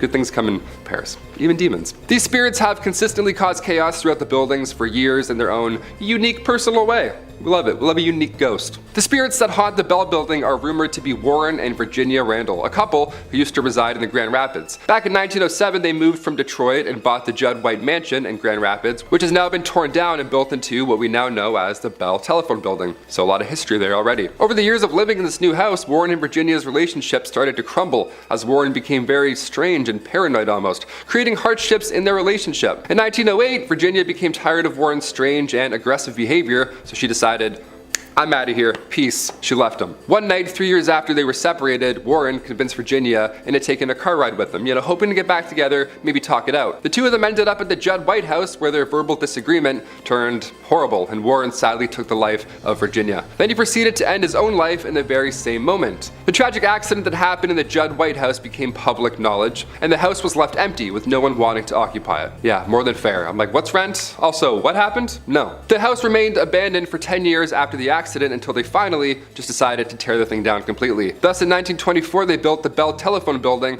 on the ground, which still is in operation today. Yeah, they didn't tear that one down. That one's still going strong. Due to the horrifying scenes that happened on the grounds of the Bell Building, many claim that the spirits of Randall and Virginia still remain, haunting the new building. Some say that ghosts move into the new building and remain there to this day. I mean, I think that's possible. Ghosts like to move. They can go through walls. They can probably relocate. Through the years of operation in the office building, visitors and employees all report being harassed by strange late night calls, which have been traced back to be coming from inside of the building itself. Yeah, inside the house. You guessed it. It's upstairs. That's so scary. Due to this and the strange eerie feelings that the employees feel while they're even working, it's safe to say Randall and Virginia may remain on the grounds. Most likely. They're definitely there. It sounds like they're there. They're for sure there. Number 3, the Henderson Castle. Established in 1895, this castle is a hub for many spirits and paranormal activity. I mean, it's a castle. The original owners, Frank and Mary Henderson, are said to haunt the castle as they passed away back in 1899. Yeah, I wouldn't want to leave either, living or dead. Additionally, other spirits are said to reside in the castle, a young girl and a dog. Yeah, a dog! We've got a dog ghost. How do you deal with that? Ghost barks? That'd be so scary. In 2005, the castle was occupied by Peter Livingstone McNellis and his family. When the family resided in the castle, Livingstone's son, Vincent, before anyone else had ever reported anything strange happening in the house, he said that he saw an apparition of a figure in the Victorian room, originally the changing room for one Mary Henderson. The son said while pointing at a picture of a woman dressed in an old period clothing, some Victorian clothing, that was the woman he saw wearing that same clothing. I would throw up. If someone ever said that, I'd be like, oh, this Victorian painting? And one former innkeeper who stayed at the castle each night told Livingstone on numerous occasions that she also felt a presence coming up and down the staircase, a movement passing her on the stairs when she would walk by. Ugh, these are scary. Top 5 is like, or top 10 is scary fish. This is hard. This is some scary stuff. 9 a.m. I'm already getting spooked. While now the castle is being used for a bed and breakfast, guests have fallen victim to ghosts as well. Yeah, it's not over yet. The Henderson Castle is a very paranormal active ground that many ghost hunters have investigated, and they've confirmed, in fact, that it's haunted by spirits. I trust them. The people that can go into these castles and physically do this, I'm like, yep, I trust your opinion, whatever. He just comes out, he's like, haunted. We're like, thanks, Daryl. This has been confirmed as these ghosts have interacted with many paranormal investigator teams, in addition to guests and employees of the castle. Yeah, they're just harassing everyone. The ghosts seem to be friendly, not evil whatsoever, so that's a good side, I guess, to being haunted by ghosts. They have been known to speak and physically touch guests and employees. Just they touch them on their back, side, shoulder, always in the back. You never see it coming. It's always in this region. Not only that, but there's also been reports of radios making weird noises or turning on by themselves, even though they're either unplugged or just either turned off. Both bad, both scary. Guests and employees have also reported hearing footsteps upstairs, slamming doors from unexplainable sources, and some ghosts have been wearing the clothes that they wore while they were alive. Clothes that they wore while they died in, probably. As the spirit of Mary Henderson has been reported as many guests at the top of the staircase, wearing her usual getup. Imagine being like a clown, like a jester, and then you die in that, and that's what you look like as a ghost. You're like, what? I was doing a mascot gig. I don't want to look like a shark forever. Number 2, Algonquin Lodge. The old Algonquin Elk Lodge was built in 1909. It was used as a psychiatric and TB hospital until its closure in 1948. The lodge was a former hospital that was frequented by mobster Al Capone, and one that many say is haunted by at least 7 different ghosts. Yeah, you thought 2 was bad. Add 5 more. Now we got 7 ghosts. And it's currently on the auction block in Allegan. If you have a lot of money and bravery, there you go. While the structure was originally built by physician John Robinson in 1909, somewhere in the 1920s, it was sold to a doctor from the Chicago area who had allegedly had underworld ties. That's a great doctor. That's just who you want working on your pancreas. Brought pancreas back today. The facility was supposedly frequented by mafia figures such as Al Capone, the Prohibition-era Chicago mob boss, and his men. Yeah, well, they needed medical attention or when they simply needed to get away from Chicago, this is where they'd go. The old Elks Lodge, Al Capone. He's like, oh, it's cozy. They have great soup.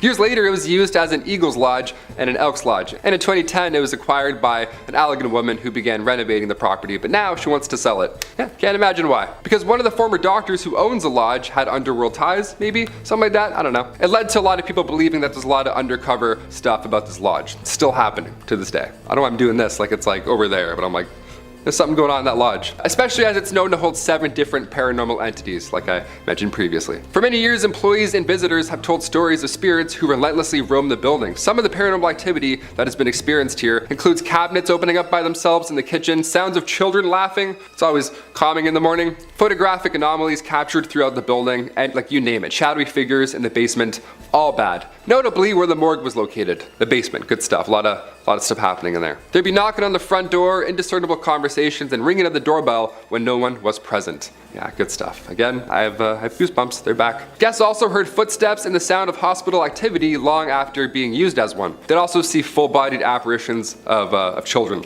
They would just see ghost children. That would be it. I wouldn't have to see any more. I would just see the ghost children and be like, again, see ya. Like that's. And finally, number 1, Point O Barks Lighthouse. There are plenty of lighthouses in Michigan, and plenty of them are rumored to be haunted, of course, because they're lighthouses and they're creepy, as they normally are. And this one is no exception. Built in 1847, real old, lot of history with this one. The lighthouse is located on Point O Barks. As the legend goes, early to mid 1800s, Peter Shook had been Point O Barks' first lighthouse keeper. He was the OG. In 1849, Peter drowned while he and a couple of friends were sailing to Port Huron to pick up supplies for the lighthouse. He left behind 8 kids and his wife Catherine, and she took over at that point for Peter's duties, thus becoming Michigan's first female lighthouse keeper. Since then, people have claimed to see the spirit of Catherine walking along the edge of a cliff dressed in mourning clothes, as she is still heartbroken by the loss of her lover, of course. As we talked about earlier, ghosts like to wear the things that they were, that they passed away in. Again, would hate to be a clown outfit, that would suck. She had also been spotted in the window of the 2nd floor wearing an apron, along with an apparition being seen, footsteps ascending and descending the tower stairs, and giggling has also been heard. Yeah, you hear giggling and there's cold spots, therefore haunted, for sure haunted. And the smell of burnt tobacco has also been wafting through the air many a times. Lighthouses are pretty stressful, more than fair. When paranormal investigators, specifically the Southeast Michigan Paranormal Society team, when they had a 2-day intensive investigation after their search, they concluded that they believe that there is every reason for the lighthouse to be haunted. The investigators did some electric voice phenomenon work in the living room, and then they heard loud thuds from overheard. Like, where did they get this gear from, Like, I want this gear. I have some questions of myself going on in the apartment. I want to swing it around a bit. A sound of something scraping along the floor as well, and additionally, during their investigation, the rocking chair had moved 2 feet and was still moving. Just love to keep rocking around. We love that. We love haunted rocking chairs. We love unexplainable forces. While they were upstairs, they also reported hearing heavy footsteps from another unknown source. So many ghosts, there's rocking chairs, people moving around, working in the basement. It doesn't sound like the afterlife is a peaceful one, if I'm being honest. Sounds like there's a lot of to do after you die. I'm not really looking forward to it. I thought I could just kind of float around in your paintings, but now it sounds like I'm gonna have to go and wear this. Wear my morning clothes, who knows? Coming in at number 5, we have Stalin's country house. Stalin spent 4 months every summer at his country home between 1943 and 1953. Located near downtown Sochi, his time here put his town on the map forever. For anyone unfamiliar with Stalin, he was a dictator for the Soviet Union from the 1930s until his death in 1953. He was responsible for the genocide of around 20 million people. His house had been mostly kept the same, and tours are given about the history of his life. The house gives insight into his life and mindset. Part of the home is even a hotel where people can sleep in the same room as the man who created so much destruction. He demanded the house be made completely green so that it could blend in with the surroundings and he would be harder to find. He also refused to have any carpets in the home. He wanted to hear intruders' feet on the stone floor if someone was approaching him. He was clearly paranoid even when summering in his country home. He worked from his office during the night with a phone connected directly to Moscow and would sleep during the day.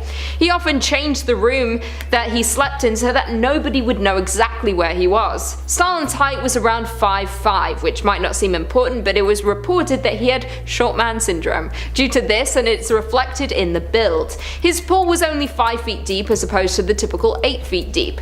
The house is eerie and unpleasant for many reasons. Not only can you see into the dark mind of the dictator, but you might catch a glimpse of the man himself.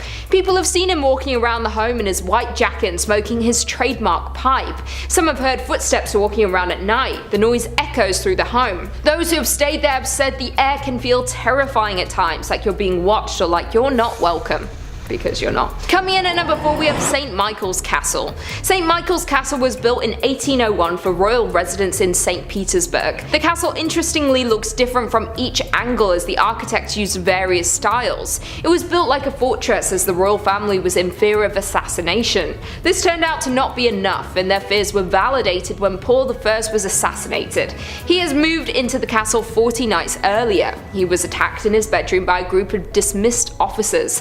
They tried to force him to sign his abdication from the throne. He resisted and the attackers continued. He was succeeded by his son, Emperor Alexander I. After Paul's passing, the family returned to the Winter Palace. The castle was gifted to the army in 1823. In the early 1990s, it became a museum. It is considered that Paul's spirit is now trapped, unable to leave the castle. It seems to be very restless and is often seen by visitors to the museum. He has mostly been seen walking down corridors carrying a candle. Others have claimed to hear distant screams from closed-off parts of the castle. It echoes in the wall like a whisper. People have reportedly tried to celebrate the spirit and speak with it to bring it peace, but after all these years, it still appears to be restless and angry about what happened all that time ago. Coming in at number 3, we have House on the Embankment. The House on the Embankment is a block-wide apartment building that was built in 1931. With the relocation of the capital from St. Petersburg to Moscow, there was an increase in housing demand for civil servants. The apartments were luxury for their time, including telephones, central heating, and high ceilings. When the Great Purge happened in the late 1930s, the residents were detained in their homes. During this time, the building was referred to as the House of Preliminary Detention. As well as the residents, they would bring people they had detained elsewhere and force them into the apartments. Reports say that the apartments hold up to 5 sets of occupants at one time. During this time, over half of the original residents disappeared. It is believed they had been taken away, but no one ever knew they were simply never seen again. In present day, there are 505 apartments within the building, some used as offices, as well as theatres, restaurants, and retail stores. The Great Purge left a mark on the building that it may never shake. Many executions were performed on the premises during this time. It is believed that the building is full of ghosts, victims of that time that cannot move on. Residents have seen paranormal things from within their home that they cannot explain. Some have seen things in the corner of their eyes. It appears like someone is walking around their home, but when they turn to see, they have gone. One terrified resident even reported seeing a man at the end of their bed, staring at them as they slept. When they jumped up from fear, the man disappeared. From all the stories we hear, it seems like the old residents are still attempting to live in their homes, lost and confused about what happened to them. Coming in at number 2, we have Griboyedov Canal. The Griboyedov Canal is located in St. Petersburg. It was constructed in 1739 alongside the existing river Krivusha. It is rare that a canal would be haunted, but the haunting is more of a yearly thing that you should avoid at all costs. The story goes back to 1881 with the Russian Empire revolutionary Sofia Perovskaya. She was arrested here and there for the revolutionary talk, but it was her final plan that would become the end of her, when her friend was arrested days before she took over the responsibility of the planned attack on Alexander II. The night before the attack, she helped to assemble the bombs that they were going to use. The attack went off as planned and Alexander II passed away due to her actions. She was quickly captured and was to be trialed for her crimes. Her friend, who was arrested the day prior, wanted to save his own life and turned in the rest of the participants.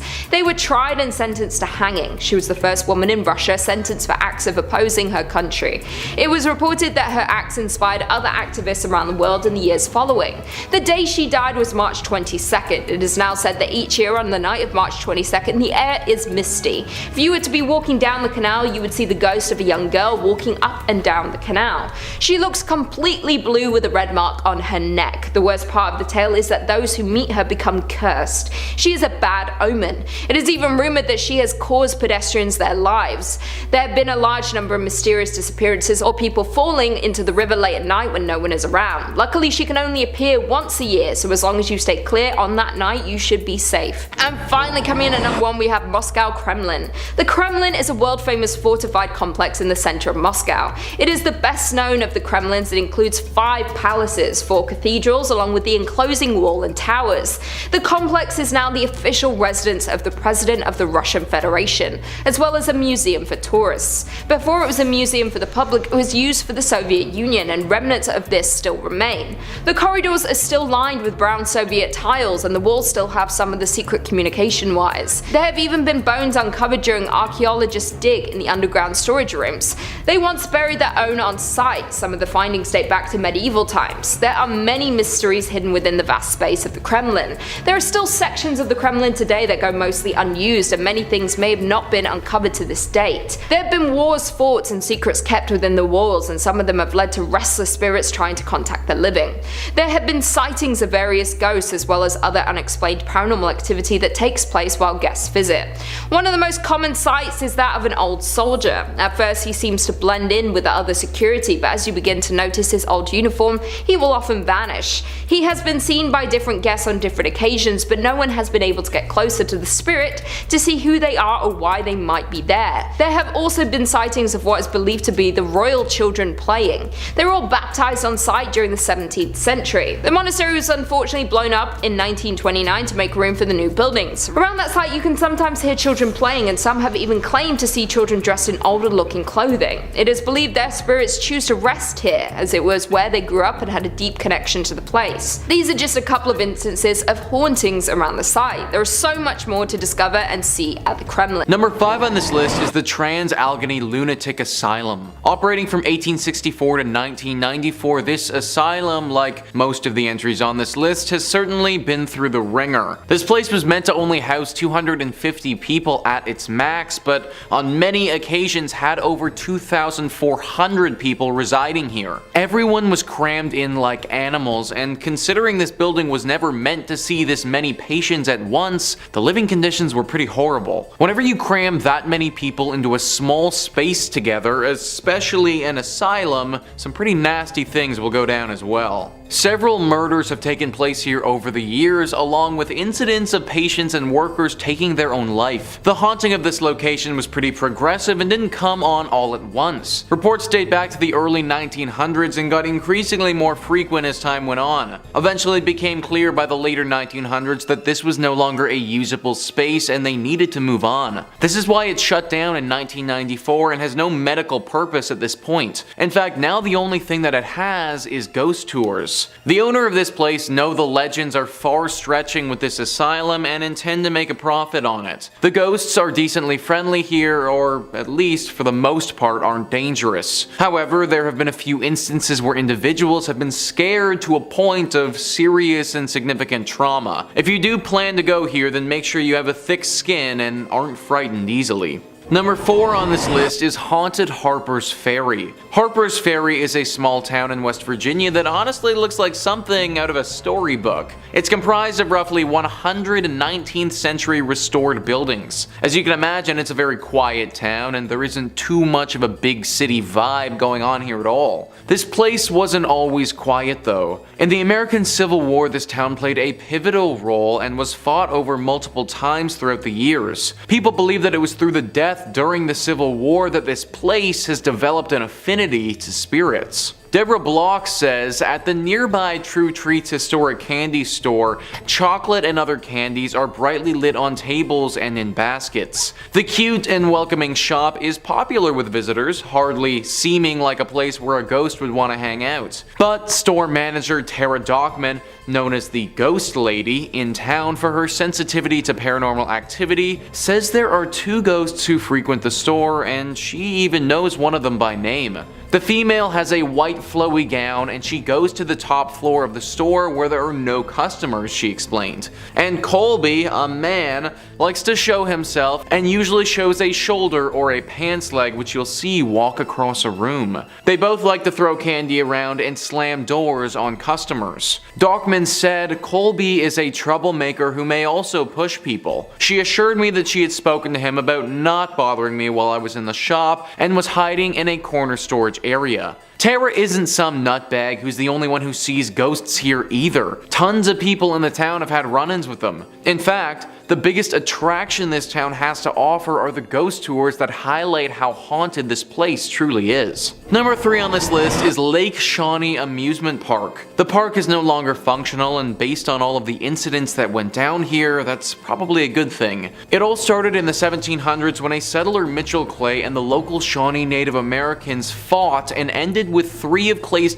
dying and lots of Shawnee warriors passing away as well. This was the inciting incident of the tragic movie that is Lake Shawnee Amusement Park. Also, 200 years later in the 1920s, this land was bought and turned into an amusement park. The buyer wasn't aware of this history though and didn't realize the dark mark that had been left here by that battle so many years ago. There were a decent amount of tragic incidents that went down here while the amusement park was operational, but there are 2 that stand out as being the most stunning. The first one involved a young girl on the swings. While she was on the swings, a delivery truck, without seeing her, backed straight into her and she passed away. The second one involved someone who drowned in the swimming pool because their arm got stuck in the drain. The amusement park had seen enough and shut down in 1966. It was roughly 20 years later that they discovered the history of this place and pieced it all together, assuming that a curse must have been responsible. Locals don't dare go to this place anymore for fear of this curse. It should also be noted that the few who have stepped foot on this place again have reported run-ins with that young girl who died so many years ago. It seems that this curse won't allow her spirit to pass on, and now she wanders the area. I'm sure that there are a bunch of other amusement parks in West Virginia that are a lot more fitting and functional than this one. Highly recommend avoiding Lake Shawnee altogether. Number 2 on this list is West Virginia Penitentiary. Would this really be a most haunted place list if we didn't throw a prison prison on here? Paranormal activity usually favors places that have seen a lot of tragedies and sadness, and this penitentiary has definitely had its fair share. This prison opened up in the 1860s and was active for 119 years before finally being shut down.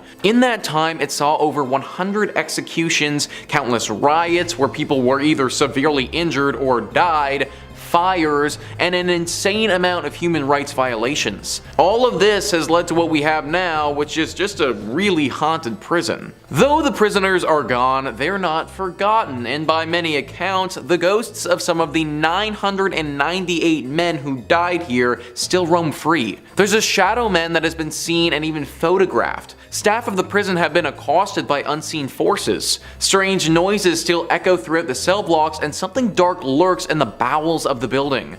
That was a small passage from Moundsville Haunted History, who are familiar with the prison. 998 men though. That's how many different individuals are thought to potentially haunt this place. That's literally a full-on ghost army right there, guys. This place must have been horrible if that many people's souls are left wandering around this space. If I was the owner of this spot, I'd do those 998 people a favor and just knock this place to the ground. Maybe then these ghosts can finally rest. And finally, number 1 on this list is Point Pleasant. This has got to be the top spot on our list just considering the amount of lore surrounding the creature here. The Mothman. If you're watching videos on this channel, then I imagine you're already probably familiar with what this creature is, but for those who aren't, the Mothman is a humanoid creature reportedly seen in the Point Pleasant area from November 15th, 1966 to December 15th, 1967. Shayla Klein says, according to legend, Mothman is a black 10-foot creature with wings and red eyes.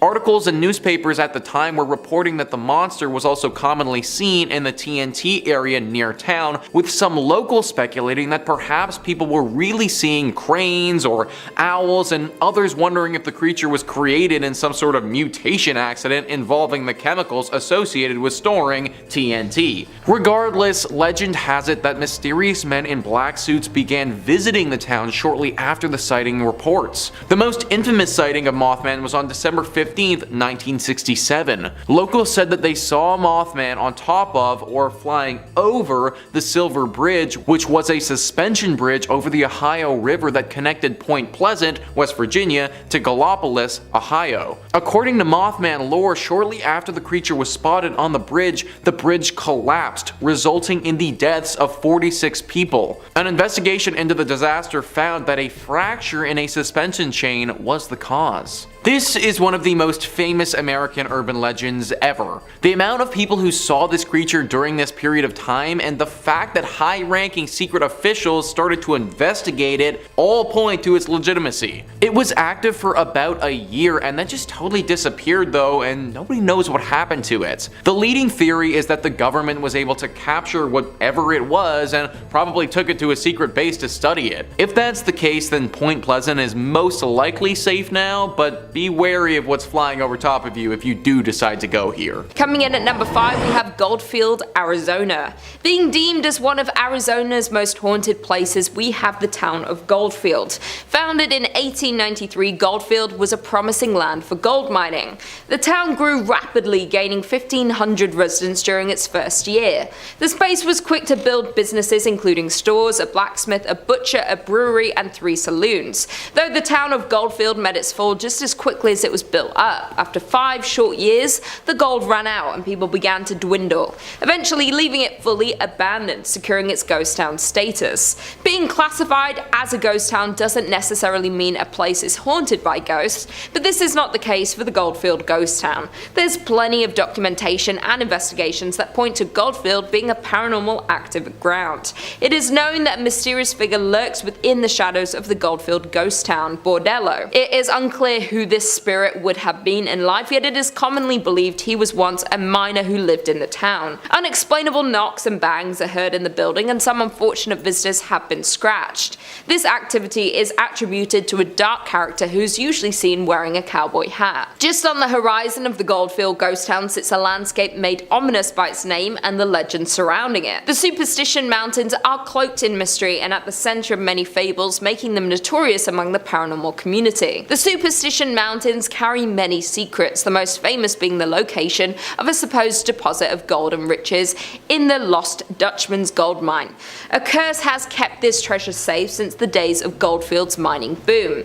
Many have set out to locate these riches, and many have returned empty-handed or found only death. Countless adventurers have perished in the Arizona heat pursuing this chase. Their ghosts are said to now haunt the mountainside. Other secrets of the mountain have people believing that the hill is a place where evil spirits hid and told stories of a devil that lived behind the mountain. There's also a rumored apparition of a hugely tall skeleton named the Borrego Phantom, which appears to those exploring the mountain after dark. Another layer of creepiness is added to the mountain by the local legend that reptile-looking people surface there after dark. All of these creepy mysteries are summed up pretty nicely in the Superstition Mountain's name. In at number 4 we have Glen Rio, New Mexico.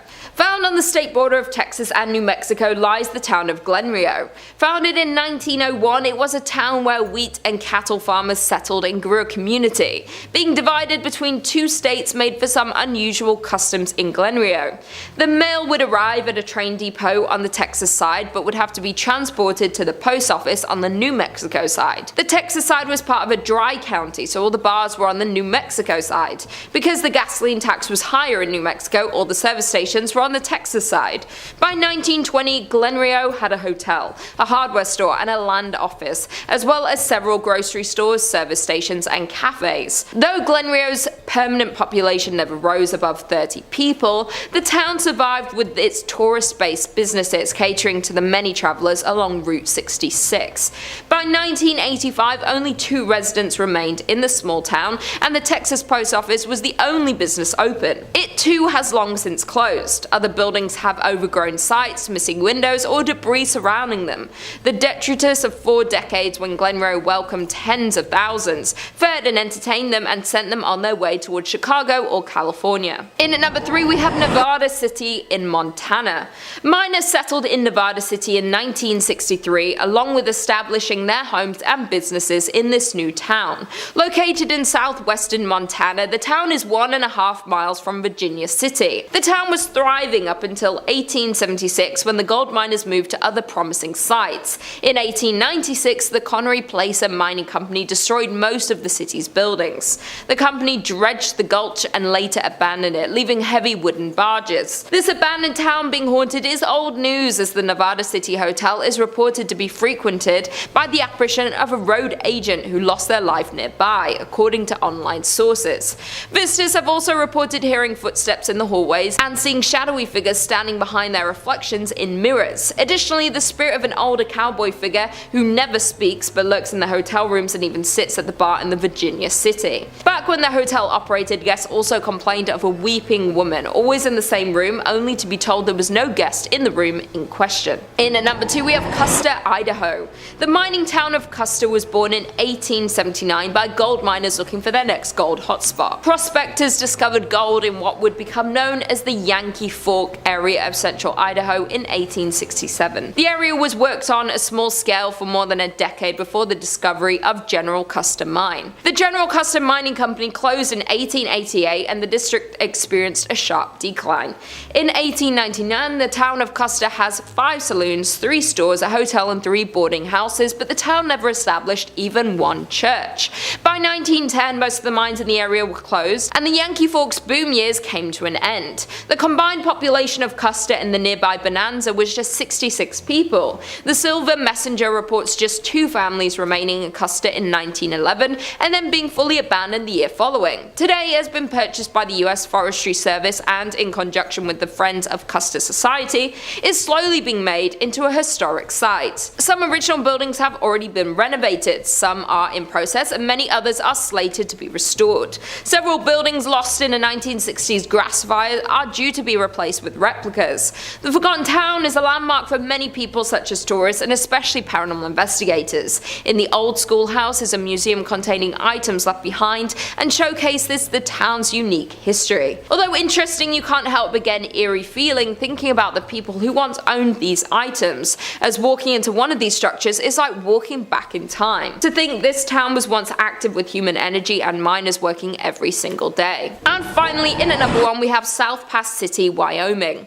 Only about 10 miles north north of the Oregon Trail is the shell of a town that used to be a busy gold mining camp. Established in a small valley along the banks of Willow Creek, the town was born in 1867. The town was built there because gold was discovered in the Wind River Mountains. By 1868, South Pass City boasted over 250 buildings, 1,000 people, and hundreds of claims.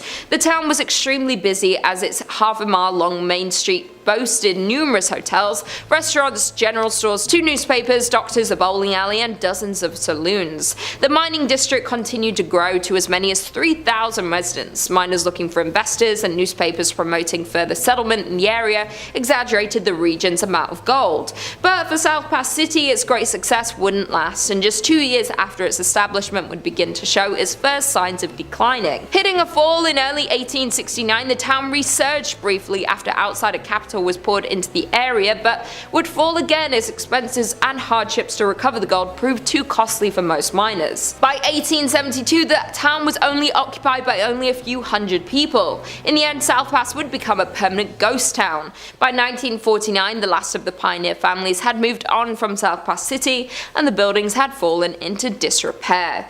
The grounds of the old town are known to be haunted, and Highway 287 that follows the route of the Oregon Trail over South Pass, which is the reason South Pass City ever existed, has had its fair share of ghost sightings. According to a local ghost story, a woman was driving home from a long day in Denver. Her friend had fallen asleep in the passenger seat. After passing through Jeffrey City, the driver spotted a dark, hunched figure walking toward the road in the sagebrush.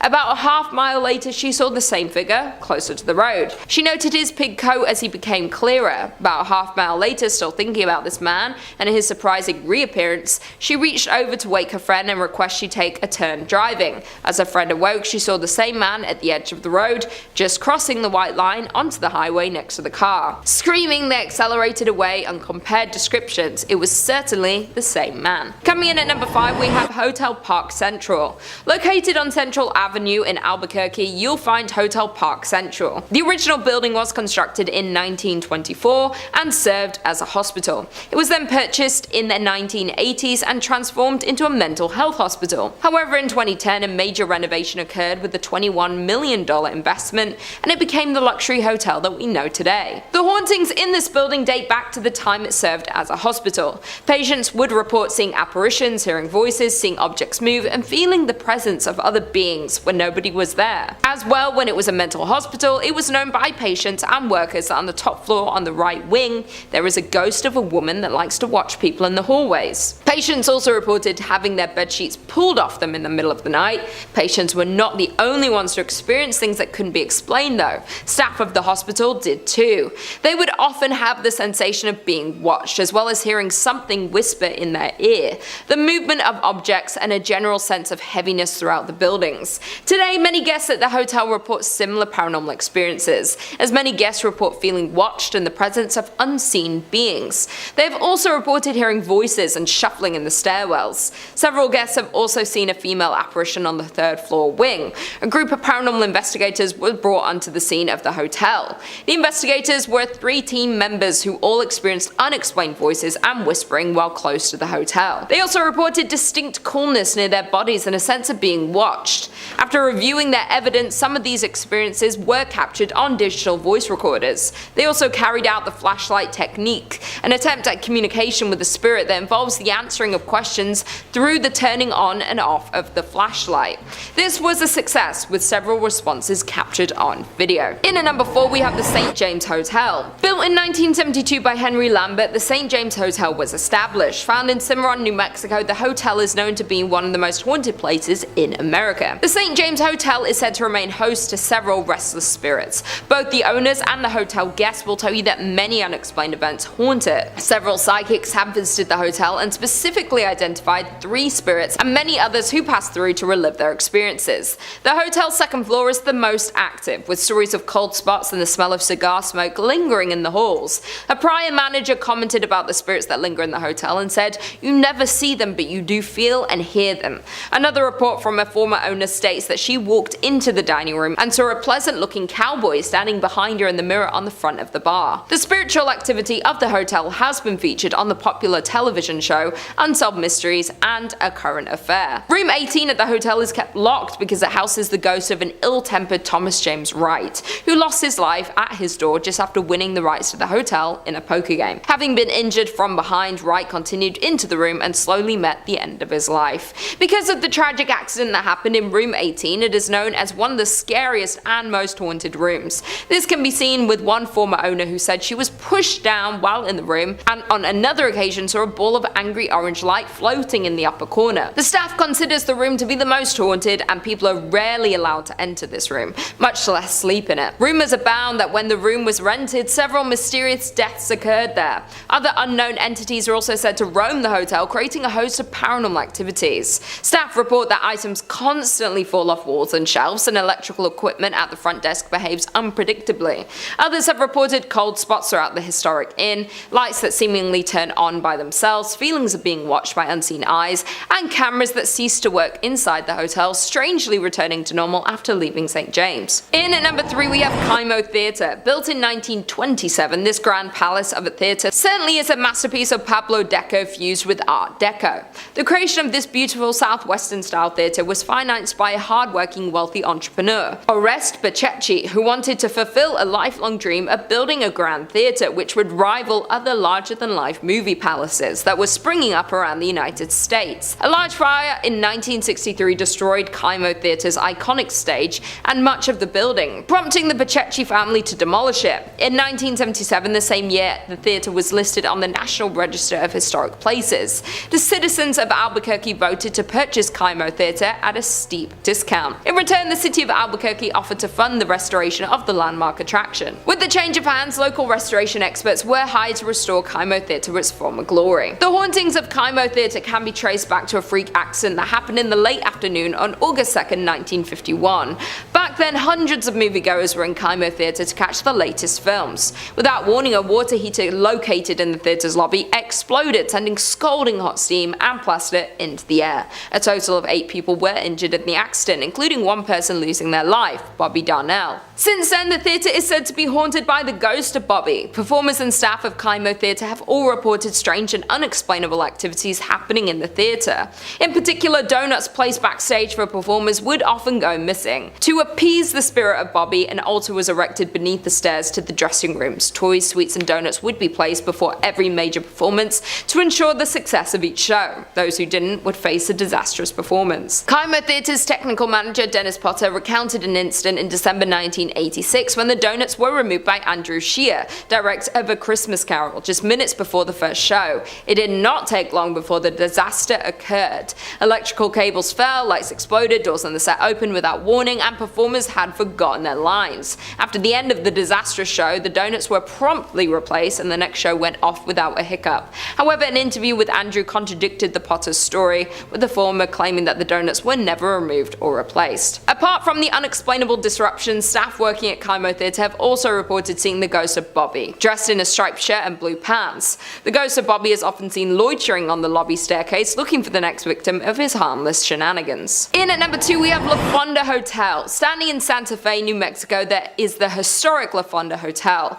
Over the years, the hotel was destroyed and rebuilt several times over. In 1821, when Captain William Becknell blazed the path of what would become known as the Santa Fe Trail, he stayed at a La Fonda where the trail terminated at the town central plaza. As more and more pioneers traveled the Santa Fe Trail, the La Fonda became a popular destination for trappers, traders, mountain men, soldiers, politicians, and the like. The current La Fonda was built in 1922 on the site of the previous inns. In 1925, it was acquired by the Atchison, Topeka Santa Fe Railroad, which leased it to Fred Harvey. For more than 40 years, from 1926 to 1968, La Fonda was one of the famous Harvey houses, a renowned chain of fine hotels. Today, the La Fonda Hotel is said to host not only travelers visiting Santa Fe, but also several ghosts. Some people believe that the Honorable Judge Slough continues to walk its hallways. However, more often reported is the ghost of the distraught salesman who jumped into the well well after losing all of his company's money. The hotel's dining room, called the La Plazuela, is situated directly over the old well, and both guests and staff alike have reported the sight of a ghostly figure that walks to the center of the room,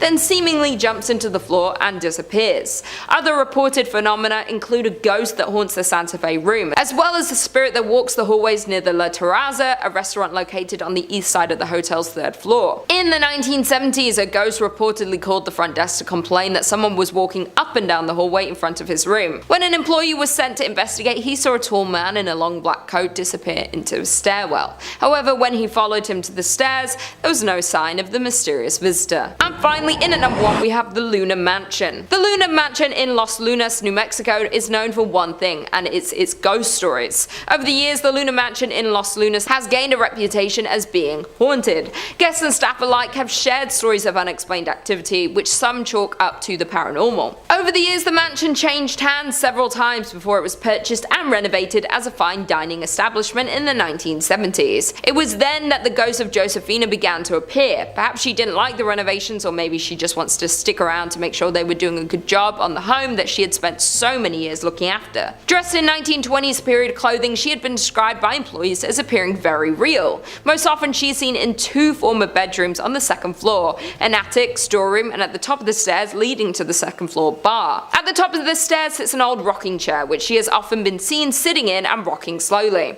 On one occasion, when an employee approached the ghost, she simply stood up and then slowly vanished. More often she is seen walking up and down the stairs, a habit that has been so commonplace that employees barely notice anymore. Where there's one spirit, others seem to follow, and more ghostly apparitions have been seen at the mansion. One of these is a former servant named Cruz, who was thought to have been a groundskeeper. Most often seen on the main level, he is said to be particularly friendly to women and children and likes to play practical jokes on the employees and patrons. On one occasion, he was seen sitting on a sofa as if waiting to be served. Dressed in vintage attire, the man was relaxing patiently when a waitress asked another staff member why he hadn't been served. However, the response was, "What man?" and when the waitress looked back to the sofa, the vintage spirit faded away. Coming in at 5, West Virginia Penitentiary. Opened all the way back in 1875, the West Virginia Penitentiary in Moundsville is said to be one of the most haunted prisons in the states. The first building constructed on the site was the North Wagon Gate, which was made with hand-cut sandstone. The state used prison labor during the process, and work continued on this first phase up until 1876. Following completion, the prison consisted of the North Wagon Gate, north and south cell blocks, a kitchen, dining area, hospital, and chapel, as well as a 4-story tower connecting the 2 administration buildings. The prison also included space for female inmates and personal living quarters for the warden and his family. Once the prison opened, it housed 251 male inmates, including some who helped construct the prison where they were incarcerated. The condition of the prison worsened throughout the years, and the facility was eventually ranked as one of the top 10 most violent correctional facilities. On Wednesday, November 7, 1979, 15 prisoners escaped from the prison, one of them being Ronald Turney Williams, who was serving time for murdering Sergeant David Lilly of the Beckley Police Department. He managed to steal a guard's weapon and reach the streets, where he encountered 23-year-old off-duty state trooper Philip S. Kesner, who was driving past with his wife. Kesner attempted to take action against Williams, but he was shot in the process. The prison was home to riots, fires, and nearly 100 executions during its time in operation. To this day, visitors have reported sightings of phantom inmates and a shadow man wandering the premises, as well as unexplained voices and cold spots. You can take tours around this haunted penitentiary and even view the electric chair dubbed Old Sparky. For you brave souls out there, you can also do an overnight session if you dare. Coming in at 4, North Bend Rail Trail Tunnel number 19. North Bend Rail Trail is located in Ritchie County in West Virginia and is a favorite for hikers, cyclists, and horseback riders traversing the 72-mile-long trail. However, proceed with caution if you wind up in the area, particularly around tunnel number 19, also known as the Silver Run Tunnel. History goes that on one foggy evening in 1910, an engineer spied a young woman in a flowing white dress standing on the tracks. He brought the train to a stop, but when he searched for the woman, she had vanished. He wasn't the only one to spot her either, many of his predecessors had as well. No one quite knows the origin of the woman in white, although some bones were found under a house near the tunnel. Some people say you can still spot her. Now, those who explore the tunnel are advised to bring a flashlight even during the day, with the tunnel being over 1,376 feet long, which is beyond sunlight's reach. you have been warned. Coming in at 3, Droop Mountain Battlefield. On November 6, 1863, the Battle of Droop Mountain occurred in Pocahontas County, West Virginia during the American Civil War. Confederate forces engaged but failed to prevent Union forces under General W. Averill from a rendezvous with other Federal troops in a joint raid on Confederate railways. Droop Mountain was one of the largest engagements in West Virginia during the war and essentially resulted in the Confederate collapse. The battlefield site is now preserved and administered by West Virginia as a state park, and the unknown Confederate dead are buried in the Confederate Cemetery at Lewisburg. A wooden observation tower, hiking trails, and picnic tables mark the grounds where the Civil War soldiers fought, died, and some say still remain. Many visitors have reported sounds of galloping horses and sightings of the ghosts of headless Confederate soldiers, as well as one soldier lying asleep against a tree. Coming in at 2, Lake Shawnee Amusement Park. In the late 1700s, the Clay family moved to West Virginia, which is presently known as Mercer County. The Clay family, comprised of Mitchell and his wife, settled on an 800-acre farm and raised 14 children. However, in 1783, tragedy struck while Mitchell was out hunting. A few members of the Shawnee tribe killed 2 of the Clay children and burned another at the stake. In retaliation, Mitchell hunted down a handful of Native Americans and killed them. The land in turn became unoccupied for years, up until the early 1900s when Conley T. Snyder purchased the land and built a small amusement park on it. However, the amusement park had just as unfortunate luck as the Clay family. The park featured a Ferris wheel and a swing ride and was popular among locals, particularly families of coal miners who resided in the area. In the early 1950s, a young girl on the swing ride was killed when a truck delivering sodas accidentally backed into the ride, striking her. Another child also drowned in the swimming pool, which was subsequently filled in to prevent further accidents. During its operation, at least 6 people died at the park, which resulted in the park ultimately closing in 1966. In 1985, Gaylord White, a former employee of the park, purchased the land with plans to reopen it. It happened for a brief period, that is, before the park closed again after a 1988 archaeological dig uncovered numerous Native American artifacts, as well as human remains on the property that had been buried prior to the arrival of the Anglo-European settlers. In total, 13 skeletons were uncovered, mostly of young children. Perhaps the property is cursed, or perhaps it's just a series of unfortunate events. Who knows? But one thing is for sure, it is one of the most haunted places in the entire world. And finally, coming in at number 1, the Trans-Allegheny Lunatic Asylum. The Trans-Allegheny Lunatic Asylum, also known as the Western State Hospital, was a Kirkbride psychiatric hospital that operated from 1864 to 1994 by the government. Originally built by Richard Andrews, it was constructed from 1858 to 1881 and was originally designed to hold 250 people. However, it became overcrowded in the 1950s, with the hospital housing 2,400 patients, resulting in it being forcibly closed in 1994 due to changes in patient treatment. Following its closure, it was then purchased by Joe Jordan in 2007 and is open for tours and other events to raise money for its restorations. During tours of the facility, witnesses have reported doors slamming, shadowy figures, and even blood-curdling screams from within the building walls. The asylum has garnered such a spooky reputation. It has appeared on shows such as Ghost Stories, Ghost Hunters, Ghost Adventures, and Paranormal Lockdown. It was also featured in Bethesda's 2018 video game Fallout 76 under the name Fort Defiance and acted as a base for the Brotherhood of Steel, one of the game's main factions.